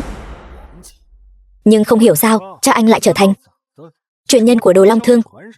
Ông nội tôi bảo cha anh dâng đồ long thương cho cha tôi, nhưng cha anh dù mất mạng cũng không chịu, còn dám chống đối ông nội tôi. Sau đó các người tức giận vì xấu hổ đã ra tay với Tào Lưu. Sinh tử đương như tôn trọng mưu. Mà hiện tại câu cuối cùng này đã sớm bị các gia tộc lớn ở Thượng Kinh chúng tôi sửa thành sinh tử nên như Vương Gia Lang rồi. Đúng vậy. Các vị gia chủ không biết đó thôi. Ngay lúc tôi và thiếu gia dùng phương thức gọi video để uy hiếp tên xúc sinh Diệp Thần kia. Hai vị hộ vệ cấp bậc đại tông sư của thiếu gia đã bị tên xúc sinh kia lấy mạng rồi. Cái gì? Hai vị đại tông sư đều mất mạng rồi sao? Vâng. Tên xúc sinh này thật là to gan lớn mật. Người đâu? Triệu tập thiết giáp vệ của vương gia tôi, theo bản gia chủ xông thẳng tới Giang Bắc, cứu con trai tôi về. Vâng, gia chủ. Không cần phiền phức như vậy. Diệp Thần tôi đã đến rồi. To gan. Cậu là ai? Lại dám mang theo quan tài đến đây gây rối? Diệp gia Diệp Thần. Cậu chính là kẻ phản nghịch còn sót lại của vương gia. Đúng là to gan lớn mật. Sát hại người của vương gia, lại không tìm một nơi nào đó trốn đi như chuột, lại còn dám tự tìm đến tận cửa. Hỗn xược. Ông là cái thá gì mà dám nói lời bất kính với đại nhân chúng tôi? Hôm nay bá phụ tổ chức buổi tiệc lớn như vậy, tôi đây làm cháu trai, sao có thể không tặng một món quà được chứ? Một chiếc quan tài gỗ lim thượng hạng này. Xin mời cả nhà bá phụ lên đường về trời. Thật không ngờ, đồ xúc sinh nhà cậu còn kiêu ngạo hơn cả người cha như vậy kia của cậu. Còn tôi đâu? Cậu đã làm gì nó rồi? Ngài đừng vội, tôi sẽ cho cha con ngài đoàn tụ. Kính gửi các vị, hôm nay Diệp Thần tôi đến đây chỉ vì một việc, đó là tiêu diệt vương gia, để báo thù cho cha. Nếu không liên quan gì đến các vị đây, xin mời rời đi. Nếu dám cấu kết với vương gia, sẽ cùng tội với vương gia, diệt tộc. Ngông cuồng. Cậu chỉ là một con chó mất nhà nhỏ bé mà cũng dám lớn tiếng tuyên bố tiêu diệt các gia tộc hào môn ở Thượng Kinh sao? Cậu thật sự không biết sợ là gì. Các vị gia chủ đang ngồi ở đây, người có tài sản ít nhất cũng phải hơn 100 tỷ. Châu gia và Ngô gia chúng tôi đã đạt đến mức hơn 1.000 tỷ, còn Vương gia chủ lại càng đạt trên mức 1.000 tỷ. Mỗi một người trong số này tùy tiện lấy ra một chút tiền là có thể đè bẹp cậu. Cậu là một con chó mất nhà mà cũng dám ăn nói ngông cuồng trước mặt chúng tôi sao? Ai đã cho cậu cái dũng khí đó? Vậy ý của ngài là các vị muốn cùng vương gia đứng chung chiến tuyến để đối phó với tôi sao? Cùng nhau tiêu diệt một con chó mất nhà nhỏ bé như cậu. Nào cần đến các gia tộc chúng tôi liên thủ chứ, chỉ cần một mình lão phu là đủ rồi. Đúng vậy, tiểu tử, nếu biết điều thì ngoan ngoãn giao Vương thiếu gia ra đây, nếu không sẽ khiến cậu mất mạng không có chỗ chôn. Nếu đã như vậy thì đừng trách tôi tiễn các vị cùng lên đường. Cậu thật sự nghĩ rằng con trai tôi nằm trong tay cậu thì tôi không làm gì được cậu sao? Bá phụ, ngài có thể làm gì tôi đây? Đúng như lời các vị gia chủ đã nói, chúng tôi đang nắm giữ toàn bộ huyết mạch thương giới của đại hạ. Chỉ cần tùy tiện giải chút tiền là có cả đống người tranh nhau chạy đến. Việc tìm con trai tôi chỉ là vấn đề thời gian mà thôi. Nếu cậu muốn giữ được toàn thây, hãy lập tức dâng ra đồ long thương, giao con trai tôi ra. Nếu không sẽ khiến cậu mất không yên thân. Nắm giữ toàn bộ huyết mạch thương giới của đại hạ sao? Vậy thì tôi sẽ phế huyết mạch của ngài trước.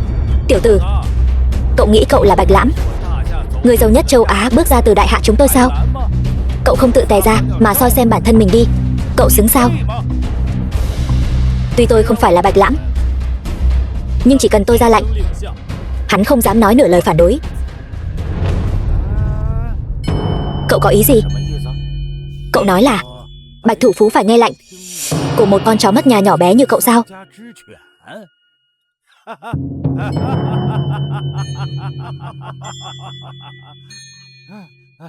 Cậu muốn chọc lão phu cười đến mất mạng để thừa kế tài sản của Ngô gia sao? Ông tính là cái thá gì? Bạch Lãm, người giàu nhất châu Á mà cũng dám làm càn trước mặt Diệp huynh đệ của tôi. Người giàu nhất châu Á, Bạch Lãm sao? Tên húy của lão phu cũng là thứ mà loại người như ông có thể gọi sao? Ngô gia ở Thượng Kinh, Ngô Sơn Quý. Kính chào Bạch Thủ Phú. Xin kính chào Bạch Thủ Phú. Vừa rồi là ai ăn nói lỗ mãng? Bạch Thủ Phú, Là con chó mất nhà này ăn nói lỗ mãng. Hắn nói ngài là thuộc hạ của hắn còn nói, hắn bảo ngài làm gì thì ngài phải làm nấy. Nói ai là chó mất nhà đấy? Bạch thủ phú, tôi nói tên phản nghịch này của Vương gia, ông đánh tôi làm gì? Mắng ai đấy?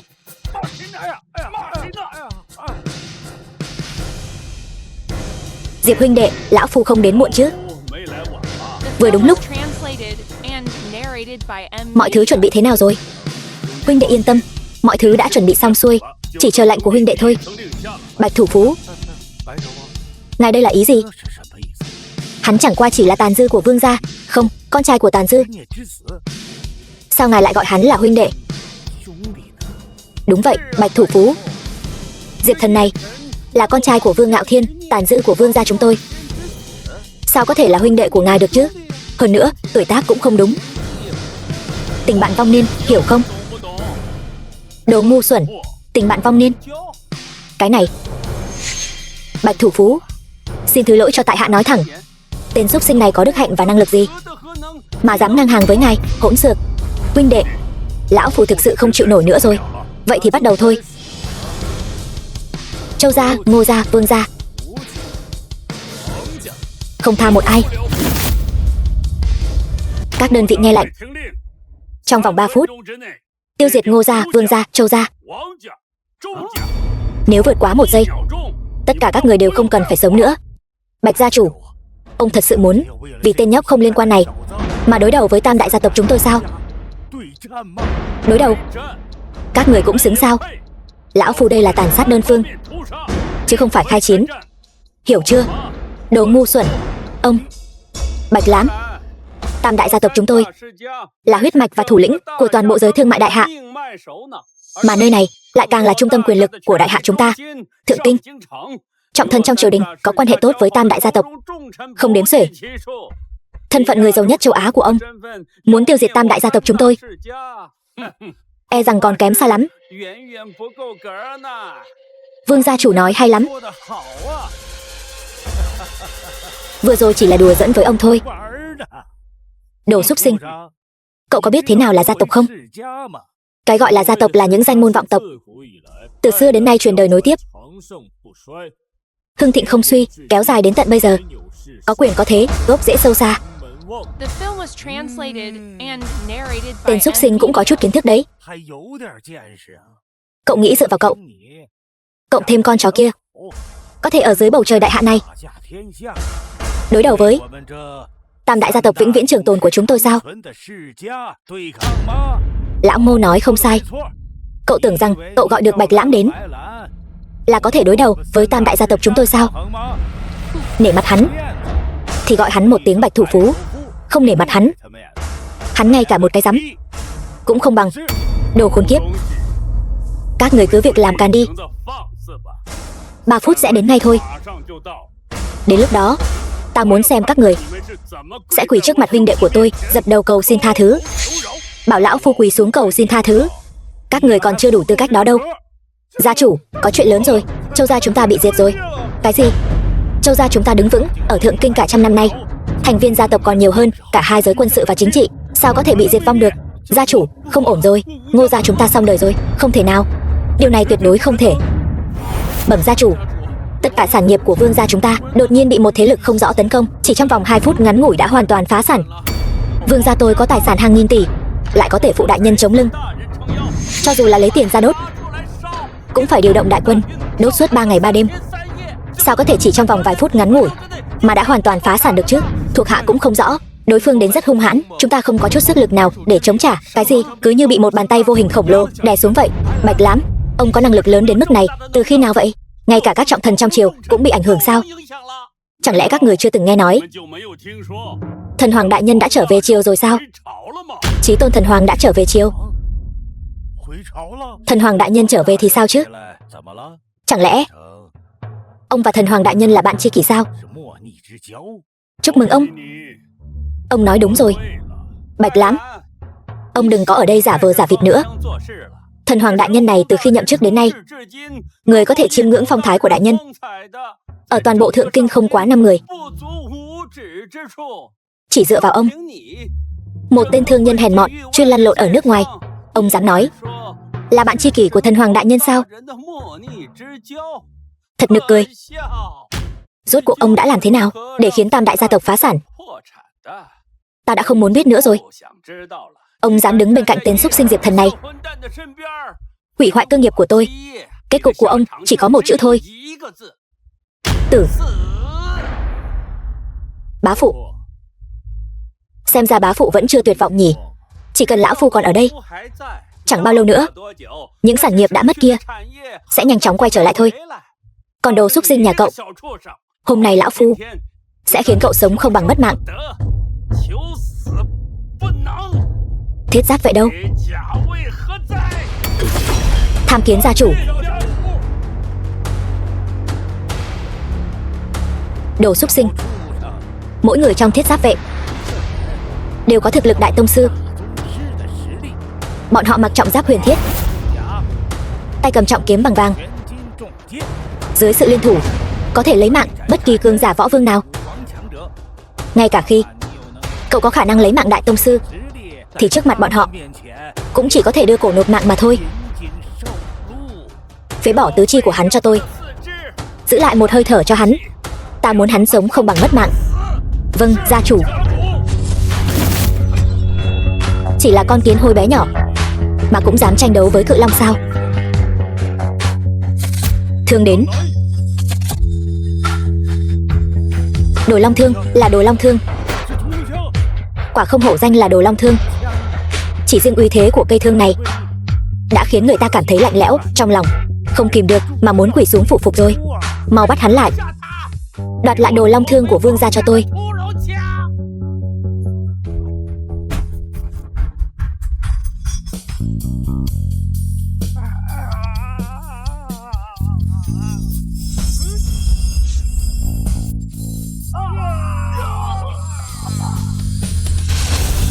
Cái gì? Sao có thể như vậy? Tứ đại thiết giáp vương sao lại không phải là đối thủ của hắn? Bá phụ, mời vào quan tài nộp mạng. Đồ xúc sinh.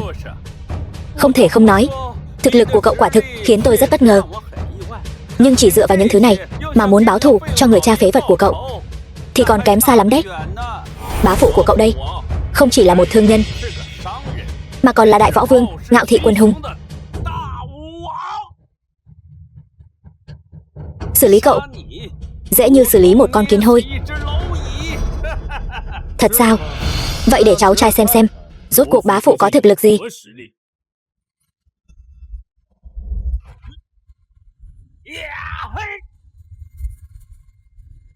Tôi phá.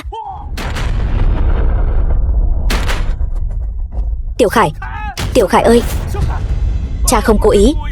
Tiểu Khải, món quà này của cháu trai có vừa mắt ngài không? Đồ xúc sinh. Cậu thật là độc ác. Tôi độc ác? Năm đó ông bức sát Diệp gia tôi, chẳng lẽ ông đã quên hết rồi sao? Cha tôi bị ông sỉ nhục đủ điều, giày vò đến mất mạng. Những chuyện vừa mới xảy ra này, chẳng lẽ ông cũng không nhớ sao? Nói về sự độc ác, tôi so với lão già khốn kiếp như ông còn kém xa lắm đấy. Hôm nay tôi tuyệt đối sẽ không lấy mạng cậu. Tôi muốn phế toàn bộ kinh mạch trên người cậu, rồi từng tấc phế đi tứ chi của cậu, khiến cậu phải chịu đựng sự dày vò suốt đời. Sống cũng không được, mất cũng không xong. Đại uy thiên long, vạn pháp tận cùng, ai là đỉnh phong? Vừa gặp đồ long đạo thành hư không? Vương Thiên Long, ông nên trả nợ cho cả Diệp gia tôi rồi. Nộp mạng đi. Đừng. Xúc sinh, dám cản rỡ. Trời ơi, là tứ đại tông chủ của cổ võ tứ đại tông. Xem ra tứ đại tông chủ là đến để giúp đỡ tam đại gia tộc chúng ta. Tứ đại tông chủ, các vị đến thật đúng lúc. Cây đồ long thương kia, nó đang ở trong tay của tên xúc sinh đó.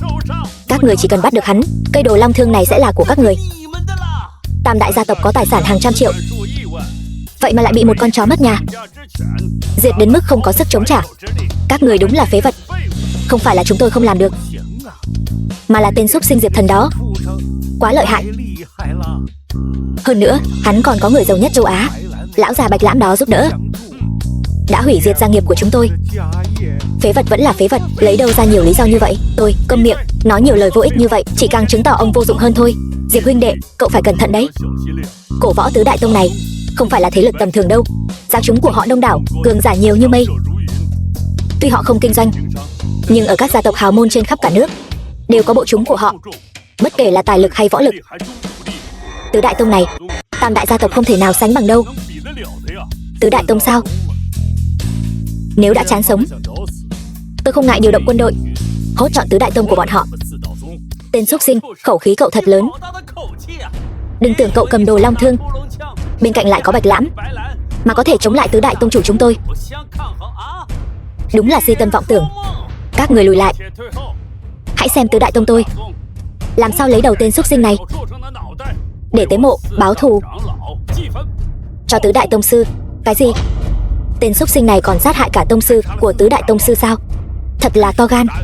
Đồ xúc sinh, cậu còn không mau giao đồ long thương ra, quỳ xuống trước mặt chúng tôi, tự phế tứ chi để tạ tội bằng mạng sống. Không, hắn không thể mất mạng. Tôi muốn hắn sống cả đời trong đau khổ, chịu đựng mọi sự dày vò, sống không bằng mất mạng. Quả nhiên tâm tính Vương gia chủ thật độc ác. Bổn tông chủ thích điều này. Đồ xúc sinh, còn không mau quỳ xuống, dâng đồ long thương ra, tự phế tứ chi. Tứ đại tông chủ sao? Tôi nhắc nhở các người hai điều. Một, Vương gia có mối thù không đội trời chung với tôi. Vương gia tôi nhất định phải diệt. Kẻ nào dám cản tôi, ta nhất định sẽ lấy mạng kẻ đó.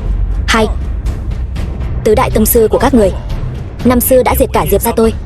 Ta chỉ lấy mạng bọn họ để báo thù, chứ không liên lụy đến tứ đại tông. Đây là cơ hội tôi dành cho các người. Đừng tự rước họa vào thân. Vương Thiên Long, thật không ngờ đấy. Tàn dư của vương gia các người còn ngông cuồng hơn cả vương gia chủ ông đây. Dám nói là cho chúng tôi cơ hội sao? Vương gia các người quả nhiên đời nào cũng xuất hiện nhân tài. Kỳ tông chủ nói đùa rồi. Con chó mất nhà này làm sao xứng với người vương gia chúng tôi? Hắn chỉ là một tên xúc sinh thôi. Đồ xúc sinh, đừng nói lời ngông cuồng trước mặt tứ đại tông chủ chúng tôi nữa. Làm vậy sẽ khiến cậu trông thật vô tri. Tốt nhất là mau quỳ xuống dâng ra đồ long thương đi. Đừng làm trò cười cho bọn tôi nữa. Nếu các người đã chán sống, vậy thì đừng trách tôi. Đồ xúc sinh nhà cậu thật sự là không biết sợ mà. Sơn môn của tứ đại tông chúng tôi rải rác khắp các danh sơn đại xuyên, giáo chúng lên đến hàng chục triệu người, hoạt động trong mọi ngành nghề. Chỉ dựa vào một kẻ cùng đường mặt lộ như cậu, dựa vào cái gì để đấu với chúng tôi? Dựa vào cái gì? Chỉ dựa vào việc bản hoàng là chí tôn thần hoàng, dưới một người trên vạn người, do bệ hạ đích thân phong. Cậu nói cậu là chí tôn thần hoàng, thật đúng là chuyện nực cười nhất thiên hạ. Nếu cậu là chí tôn thần hoàng, vậy lão tử còn là quốc chủ đây này. Hỗn xược, ông dám mạo phạm quốc chủ. Kẻ hỗn xược là cậu mới đúng. Sắp mất mạng đến nơi rồi, còn dám mạo danh thần hoàng đại nhân. Thật sự là không biết tự lượng sức mình. Cậu muốn giả vờ ra vẻ, cũng không động não nghĩ ra lý do nào tốt hơn đi. Vừa nghe nói thần hoàng đại nhân hồi chiều đã muốn đến đây giương cờ lừa bịp. Đúng là đồ ngốc mà. Đồ xúc sinh, nếu cậu là thần hoàng, lão phu tôi không nói hai lời sẽ lập tức quỳ xuống trước cậu. Cậu muốn làm gì thì làm. Nhưng cậu chỉ là một kẻ cùng đường mặt lộ, còn dám mạo danh chí tôn thần hoàng của chúng tôi, cũng không nhìn lại đức hạnh của bản thân. Cậu xứng sao? Việc gì phải nói nhảm với một tên ngốc nhiều như vậy. Chúng ta trực tiếp ra tay phế bỏ hắn đi, lấy đồ long thương, sớm về tông môn nghiên cứu mới là chuyện chính. Vũ tông chủ nói rất đúng, vậy chúng ta ra tay thôi. Đúng ý bản tông chủ. Đồ xúc sinh, nộp mạng đi. Chiến vương của Đông Cảnh Xích Long, chiến vương của Tây Cảnh Trúc Long, chiến vương của Nam Cảnh Ứng Long, chiến vương của Bắc Cảnh Cửu Long. Chuyện này là sao? Bọn họ chính là những người nắm giữ tất cả binh mã của đại hạ tứ cảnh chiến vương. Sao lại đồng thời xuất hiện tại buổi đồ long yến nhỏ bé này chứ? Chẳng lẽ thần hoàng đại nhân sắp đến rồi sao? Phải biết rằng tứ cảnh chiến vương này, ngoại trừ nghe lệnh của một mình quốc chủ, chỉ nghe lệnh của thần hoàng đại nhân thôi. Tứ cảnh chiến vương đích thân đến, kẻ hèn này, cút.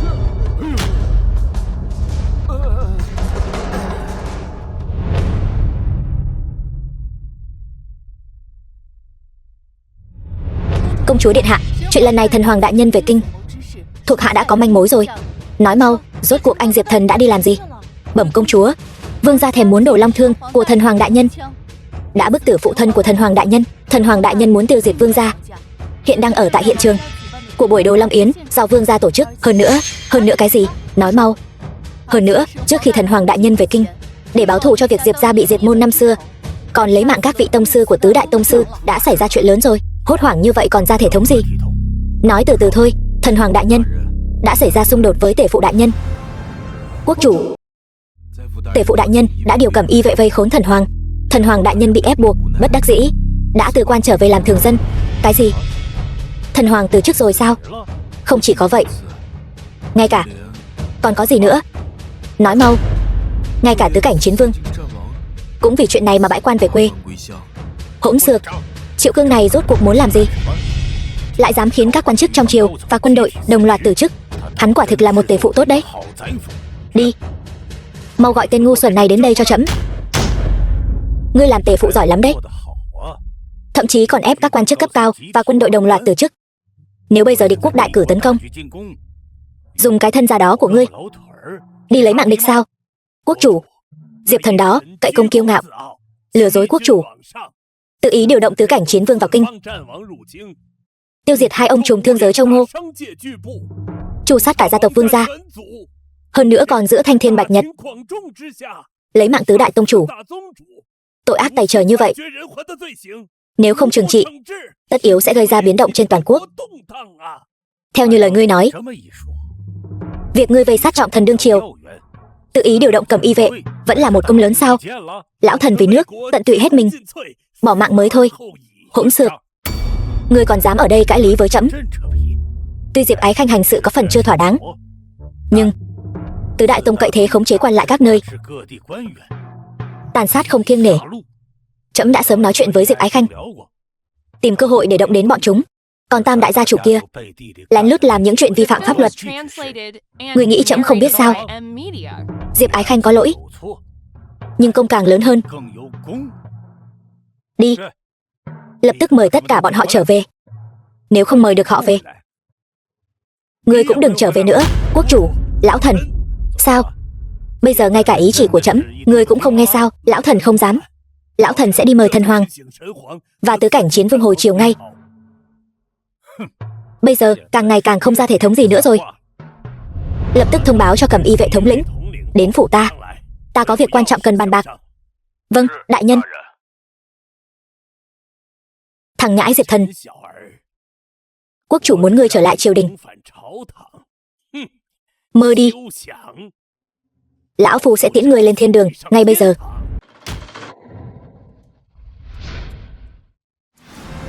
Mạnh Anh, đại thống lĩnh cầm y vệ. Tể phụ đại nhân, chẳng lẽ ngài thật sự muốn động thủ với Diệp Thần Hoàng sao? Ngài có nghĩ tới chưa? Lỡ như bị hắn phản sát thì sao? Ngài và ta đều nên rõ ràng trong lòng, trên thế giới này không một ai là đối thủ của hắn. Có một nơi có thể lấy mạng hắn, làm sao có thể có nơi như vậy? Ngươi nói là nơi thờ phụng các đời quốc chủ và công thần, Tiên Hiền Đường sao? Đúng vậy. Bên trong Tiên Hiền Đường không chỉ cấm mang binh khí vào, mà còn canh phòng nghiêm ngặt. Phàm là kẻ dám hành hung bên trong đều mất mạng. Dụ Diệp Thần vào Tiên Hiền Đường, sau đó hạ lệnh lấy mạng hắn. Cho dù hắn có thực lực đến đâu, hắn cũng không thể thoát ra ngoài được. Nhưng lỡ như, không có lỡ như, chỉ cần hắn bước vào Tiên Hiền Đường, ta sẽ bẩm báo quốc chủ. Đến lúc đó, tể phụ, quả nhiên là kế sách hay, nhưng ngài nên biết rõ làm thế nào để dụ hắn vào Tiên Hiền Đường. Chuyện này không hề đơn giản đâu. Vì vậy ta mới gọi ngươi đến. Ngươi hãy bắt Hồng Anh, thị vệ thân cận của hắn trước, dụ hắn vào trong. Một chuyện trọng tội như thế này, tể phụ đại nhân, vì sao ngài lại tin chắc tại hạ sẽ nhúng tay vào vũng nước đục này?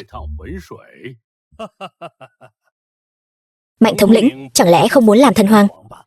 Chẳng lẽ không muốn có đồ long thương? Nếu Diệp Thần mất mạng, trong quân đội còn ai là đối thủ của ngươi nữa? Ngôi vị thần hoàng và và cả Đồ Long Thương chẳng phải đều là của ngươi sao? Đến lúc đó ngươi và ta liên thủ mạnh mẽ, đất nước này chẳng phải đều do ngươi và ta quyết định sao? Được. Anh Diệp Thần, mọi người thật sự đều muốn ra nước ngoài phát triển sao? Thù nhà đã báo, tổ tiên đã yên nghỉ. Đại hạ cũng chẳng còn gì đáng để anh lưu luyến nữa. Hơn nữa, anh đã lấy mạng nhiều người như vậy. Nếu anh còn ở lại đại hạ, quốc chủ cũng khó mà giải thích với thiên hạ. Vậy anh đi rồi, em phải làm sao đây? Rốt cuộc em là gì trong lòng anh? Khoan đã, công chúa điện hạ có thể đi cùng chúng tôi mà. Chúng tôi và đại ca đã bàn bạc kỹ rồi, sẽ mua một hòn đảo ở nước ngoài, thành lập Thiên Long Điện. Thứ nhất là để tự bảo vệ mình, thứ hai là có thể thay đại hạ ngăn chặn một số cuộc xâm lược từ bên ngoài. Đến lúc đó đại ca sẽ làm điện chủ, công chúa sẽ làm điện chủ phu nhân. Đại ca, nghĩ thôi đã thấy tuyệt vời rồi, phải không? Đúng vậy, công chúa. Ứng Long và Cửu Long đã đi trước để mua đảo rồi. Hồng Anh cũng được sắp xếp đi mua thuyền rồi. Đợi Hồng Anh sắp xếp xong, chúng ta có thể mang theo đồ đạc, căng buồm vượt biển lớn thôi. Đúng rồi, em có thể đi cùng mọi người mà. Anh nói xem có phải không, anh Diệp Thần?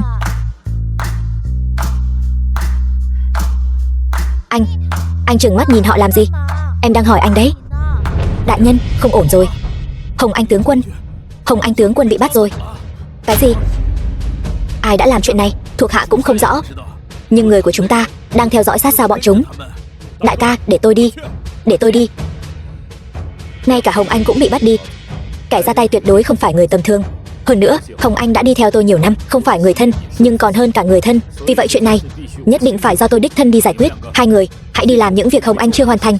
Trước tiên hãy sắp xếp cho anh em rút lui, dẫn đường. Vâng, đại nhân.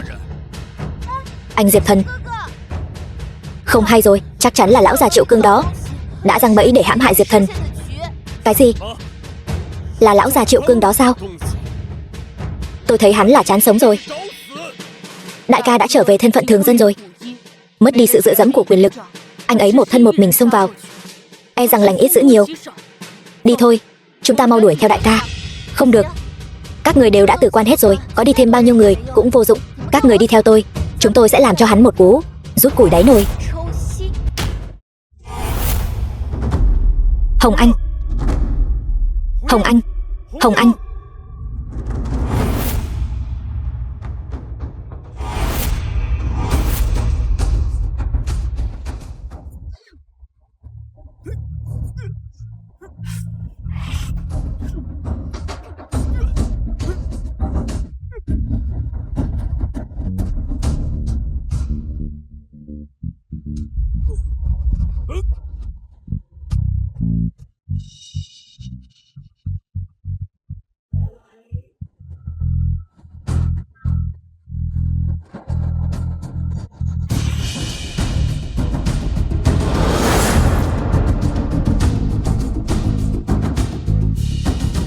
Tiên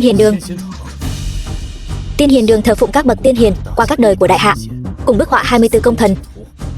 Bất kỳ ai cũng không được phép dẫn binh vào trong, nếu có kẻ vi phạm, lấy mạng không tha. Quả nhiên vô cùng gan dạ, lại dám cầm giáo trong tay, xông vào Tiên Hiền Đường, cấm địa của đại hạ, quấy rầy giấc ngủ của tiên tổ, dám làm càn trước mặt các vị tiên hiền. Triệu Cương, là ông, chính là lão phu. Thả Hồng Anh ra, tôi tha cho ông một mạng. Nhóc con Diệp Thần sắp mất mạng đến nơi rồi mà còn không tự nhận ra, còn dám ngang ngược như vậy. Thật không biết ai đã cho cậu cái dũng khí đó. Cho dù tôi không còn chức quan, tôi lấy mạng của lão già ông đây cũng không tốn chút sức lực nào. Triệu Cương, tôi nể tình ông từng lập công cho đại hạ. Thả Hồng Anh ra, tôi có thể không truy cứu nữa. Bằng không, không chỉ là ông, tôi sẽ khiến cả Triệu gia ông đều không được mất mạng tử tế. Hỗn xược, cậu cầm giáo xông vào Tiên Hiền Đường, cho dù cậu là phò mã đương triều cũng khó thoát khỏi tử tội. Cậu lấy tư cách gì mà dám uy hiếp lão phu? Trong Tiên Hiền Đường tôi không muốn thấy máu. Mau giao Đồ Long Thương ra, quyên sinh tạ tội.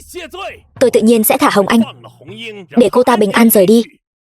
Bằng không, trước mặt tiên tổ tôi sẽ lấy mạng tên giặc này.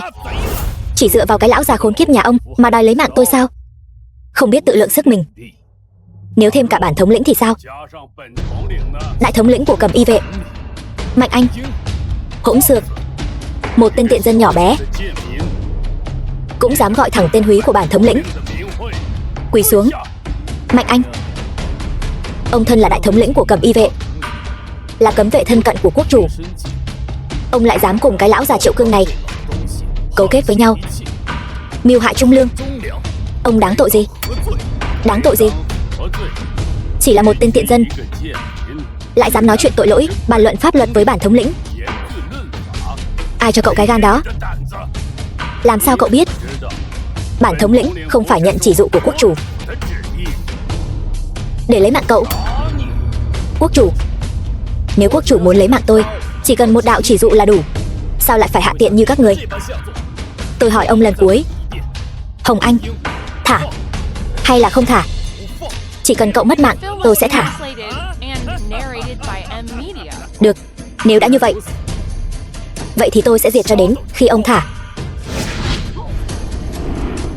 Được.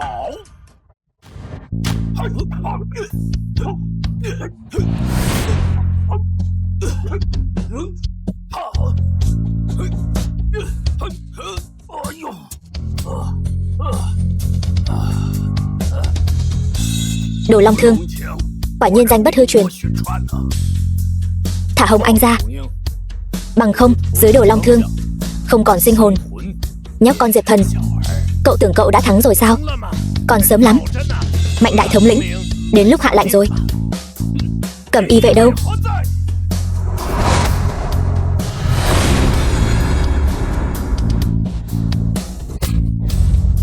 Nghịch tặc Diệp Thần dẫn binh xông vào Tiên Hiền Đường, kinh động giấc ngủ của tiên tổ, muốn lấy mạng đại thần trong triều. Tôi lấy danh nghĩa đại thống lĩnh của Cẩm Y vệ ra lệnh cho các người diệt giặc, bảo vệ tiên tổ, giữ nghiêm vương pháp.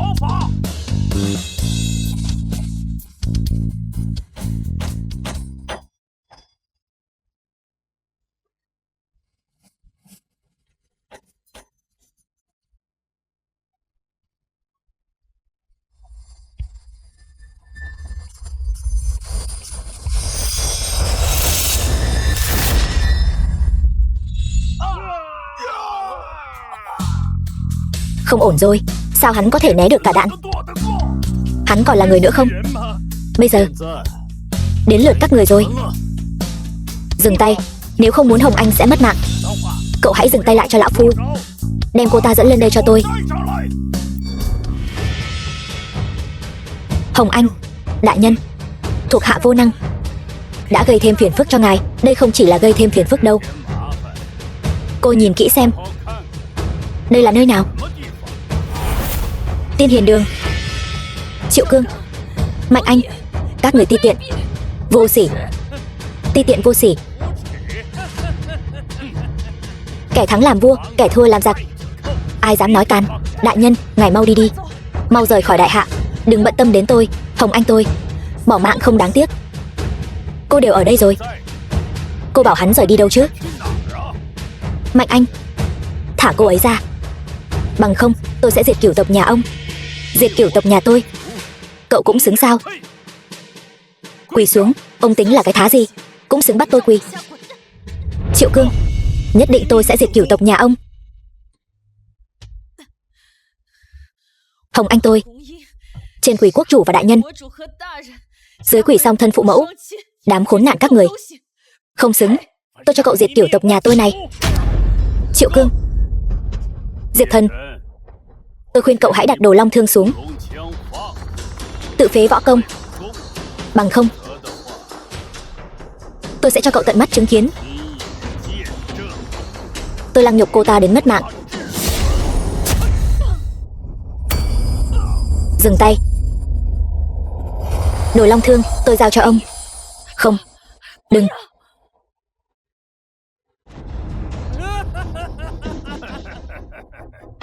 Đồ Long Thương cuối cùng cũng đã đến tay rồi. Triệu Cương, Đồ Long Thương đã giao cho ông rồi, thả cô ấy ra. Chưa đủ. Tự phế võ công, tôi dựa vào đâu mà phải tin ông? Trong lòng chúng tôi đều rất rõ ràng. Thứ chúng tôi cầu chỉ có cậu và Đồ Long Thương. Ở Tiên Hiền Đường này, chúng tôi cũng đang mạo hiểm. Tội nặng như vậy, Không ai muốn tội chồng thêm tội. Chỉ cần mục đích của chúng tôi đạt được, chúng tôi tuyệt đối sẽ không tội chồng thêm tội đâu. Hồng Anh, sau khi trở về, hãy đi theo Xích Long và những người khác rời khỏi đại hạ, vĩnh viễn đừng bao giờ quay lại nữa. Không, đừng. Đại nhân, thuộc hạ không đáng để ngài làm như vậy. Không, Diệp Thần, tôi bảo ngài dừng tay. Đại nhân, Hồng Anh tôi vốn dĩ là một cô nhi không ai cần. Từ khi gặp được đại nhân, tôi mới có được người thân, và càng có thêm dũng khí để sống tiếp. Kẻ sĩ bỏ mạng vì tri kỷ, nữ nhân làm đẹp vì người mình yêu. Hồng Anh tôi vừa là kẻ sĩ, lại vừa là nữ nhân. Đời này được gặp đại nhân là phúc đức vạn thế của Hồng Anh. Đại nhân, Hồng Anh xin cáo biệt. Hồng Anh, đại nhân đừng đau lòng. Nếu không Hồng Anh, ở trên trời cũng sẽ không vui vẻ được. Hồng Anh, thương đến. Đồ long thương của tôi, đồ long thương của tôi đâu rồi? Làm sao bây giờ? Phải làm sao đây?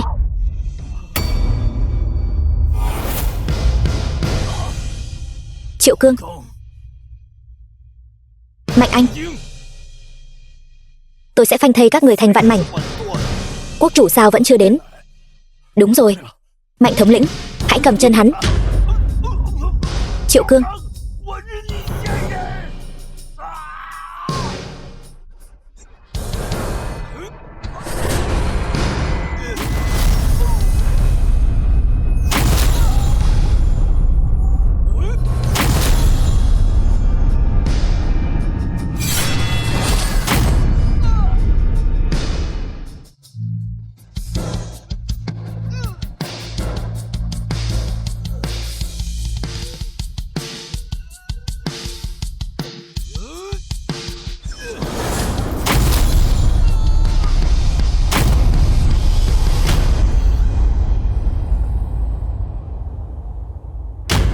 Diệp Thần, người thật to gan lớn mật, dám dẫn binh đánh vào Tiên Hiền Đường.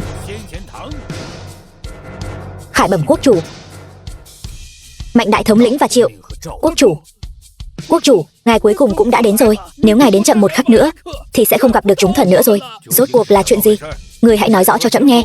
Lão thần vâng lệnh mang roi chịu tội, mời hắn về triều phục chức. Nhưng hắn lại nói rằng đại hạ chúng ta căn bản không xứng để hắn đến phục vụ. Hơn nữa còn truy sát lão thần, để cho quốc chủ ngài thấy mặt. Lão thần liều mạng trốn thoát, hắn liền truy sát suốt đường đi. Lão thần bất đắc dĩ phải trốn vào Tiên Hiền Đường. Vốn tưởng rằng ở Tiên Hiền Đường hắn không dám động võ, ai ngờ hắn lại điên cuồng mất hết nhân tính. Không chỉ động võ mà còn lấy mạng cả Mạnh đại tướng quân đến cứu lão thần, lại còn lấy mạng nhiều cầm y vệ như vậy. Diệp Thần, uổng công trẫm đã dành cho ngươi một tấm lòng hậu ân, khoan dung cho tội diệt tam đại gia tộc, lấy mạng tứ đại tông chủ của ngươi, còn sai Triệu tể phụ đích thân mời ngươi về triều. Còn ngươi thì sao? Ngươi báo đáp trẫm như thế này sao? Quốc chủ, những lời lão già gian xảo này nói toàn bộ đều là vu khống. Là hai người bọn họ đã bắt Hồng Anh, dụ Thảo Dân vào bẫy. Thảo Dân chỉ vì lo lắng cho sự an nguy của Hồng Anh nên mới vô tình xông vào Tiên Hiền Đường. Diệp Thần, ngươi nói bậy bạ. Nếu đúng như lời ngươi nói, vậy thì tại sao ta lại đi mời quốc chủ đến cứu ta? Chẳng lẽ ta bảo ngài ấy đến để cho ngươi có cơ hội vu cáo ta sao? Quốc chủ là do ngươi mời đến. Sao, cuối cùng ngươi cũng thừa nhận rồi hả? Đây là kế liên hoàn của hắn. Nếu thần mất mạng trước khi bệ hạ đến thì sẽ không có bằng chứng đối chất. Nhưng nếu bệ hạ đến muộn mà thần chưa mất mạng thì đó chỉ là lời biện bạch của hắn mà thôi. Thần chỉ là một võ tướng. Nếu bàn về âm mưu quỷ kế, tâm địa độc ác, 10 người như Thảo Dân cũng không bằng một lão già âm hiểm xảo trá này. Mong quốc chủ minh xét. Diệp Thần, người sắp mất mạng đến nơi rồi còn vu khống lão phu. Theo như ngươi nói, nếu ta thật sự bắt Hồng Anh đến để uy hiếp ngươi, vậy thì ta lấy mạng Hồng Anh để làm gì? Nếu giữ cô ta lại, chẳng phải sẽ khiến ngươi càng thêm kiêng dè sao? Đó là Hồng Anh không muốn ta chịu nhục nên đã quên sinh. Chuyện đó thì có liên quan gì đến lão già nhà ngươi? Khởi bẩm quốc chủ, Hồng Anh bỏ mạng là vì giao chiến với Mạnh đại tướng quân. Người xem trên người Hồng Anh và vết thương chí mạng trên cổ cô ta, người sẽ biết cô ta bỏ mạng là do giao chiến với Mạnh đại tướng quân. Xin quốc chủ minh xét. Diệp Thần, ngươi còn không mau quỳ xuống trước tiên hiền để tạ tội bằng mạng sống. Quốc chủ, sao ngươi dám chống lại thánh chỉ, hay là ngươi còn muốn diệt vua? Thảo dân không dám, không dám, còn không mau nộp mạng tạ tội. Lão già ngươi yên tâm, ta mất thì ngươi cũng không sống được đâu. Hỗn trướng, sắp mất mạng đến nơi rồi mà còn dám ăn nói ngông cuồng. Không ngờ Diệp Thần ta có thể chống đỡ thiên quân vạn mã, lại không thể chống nổi mũi tên độc trong triều đình này. Thôi cũng được. Quốc chủ, cẩn thận lão tặc Triệu Cương này. Vi thần đi đây.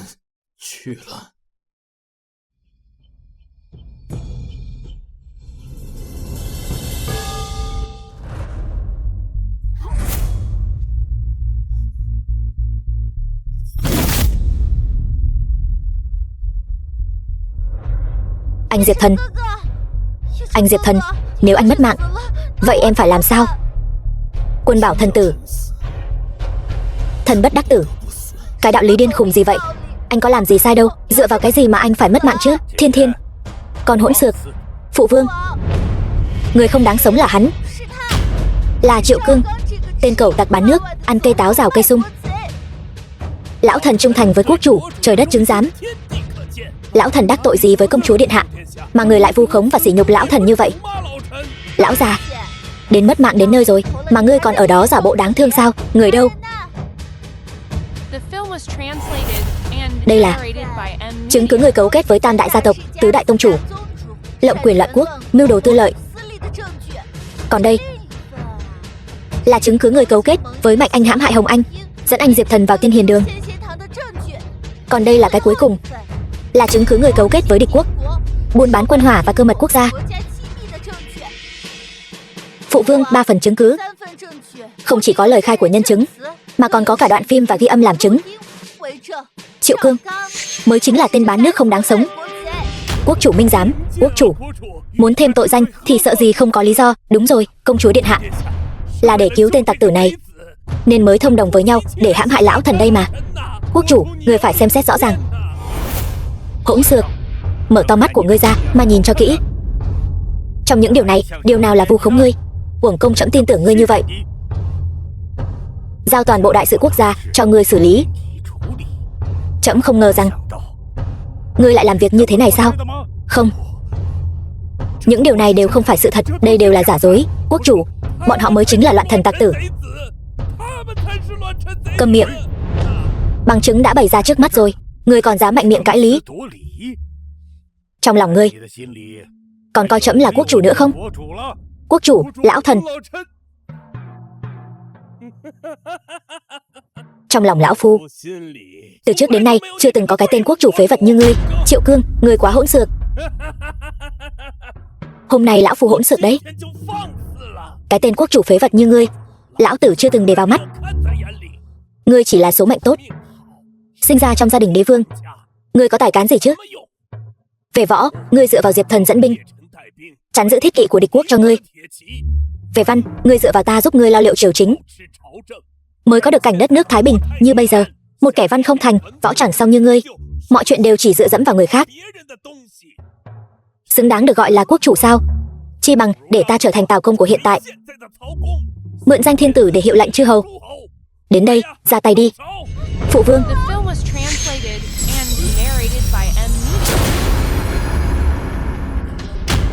Lũ kiến hôi cũng xứng ra tay với trẫm sao? Ngươi hỗn xược. Ngươi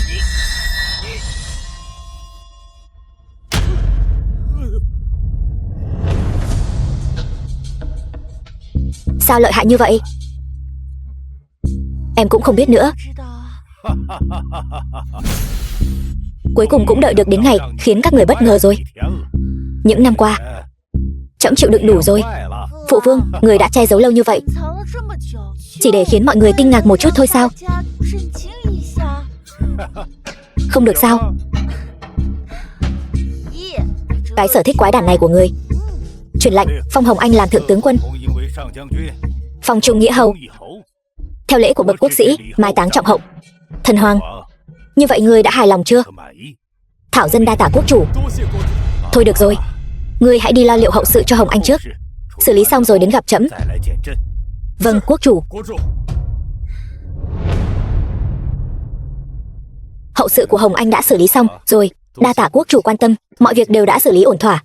Ta nghe Thiên Thiên nói, các người định ra nước ngoài thành lập Thiên Long Điện. Thảo dân đã lấy mạng nhiều người như vậy, nếu ở lại đại hạ, e rằng quốc chủ sẽ không dễ dàng giải thích với thiên hạ. Hơn nữa, Thảo dân ở bên ngoài cũng có thể cùng mọi người tạo thành thế kỷ dốc, giúp đại hạ ngăn chặn những âm mưu công khai và mưu kế thâm độc. Trẫm không cần phải ngăn chặn. Còn về việc giải thích, trẫm tự nhiên sẽ có cách giải thích với thiên hạ. Như vậy, ngươi có bằng lòng trở lại triều đình không? Thần đã chán ghét rồi. Được, nếu ngươi tự nhận là Thảo dân, trẫm tuyệt đối sẽ không để ngươi đi. Nhưng nếu ngươi tự nhận là thần tử, chứng tỏ trong lòng ngươi vẫn còn có trẫm, thế là đủ rồi. Trẫm có thể thả ngươi đi, nhưng mà ngươi phải hứa với trẫm một chuyện. Quốc chủ, ngài cứ nói, hãy đối xử tốt với Thiên Thiên. Quốc chủ, ngài cứ yên tâm, dù cho thần có mất mạng, thần cũng sẽ không để Thiên Thiên chịu bất kỳ tổn thương nào. Hỗn xược. Ngươi gọi trẫm là gì? Quốc chủ. Phụ vương. Được, lại đây, cùng phụ vương chơi cờ.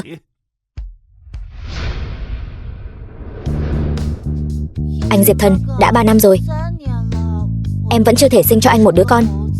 Hay là anh cưới thêm một người vợ nữa để sinh con cho anh đi. Em đang đùa cái gì vậy? Luật pháp đâu có cho phép. Cái gì? Luật pháp không cho phép? Nếu cho phép thì anh cưới thật sao? Điều này cũng không phải là không thể. Anh hay thật đấy. Anh đùa thôi mà. Anh Diệp Thần, anh mau nhìn kìa.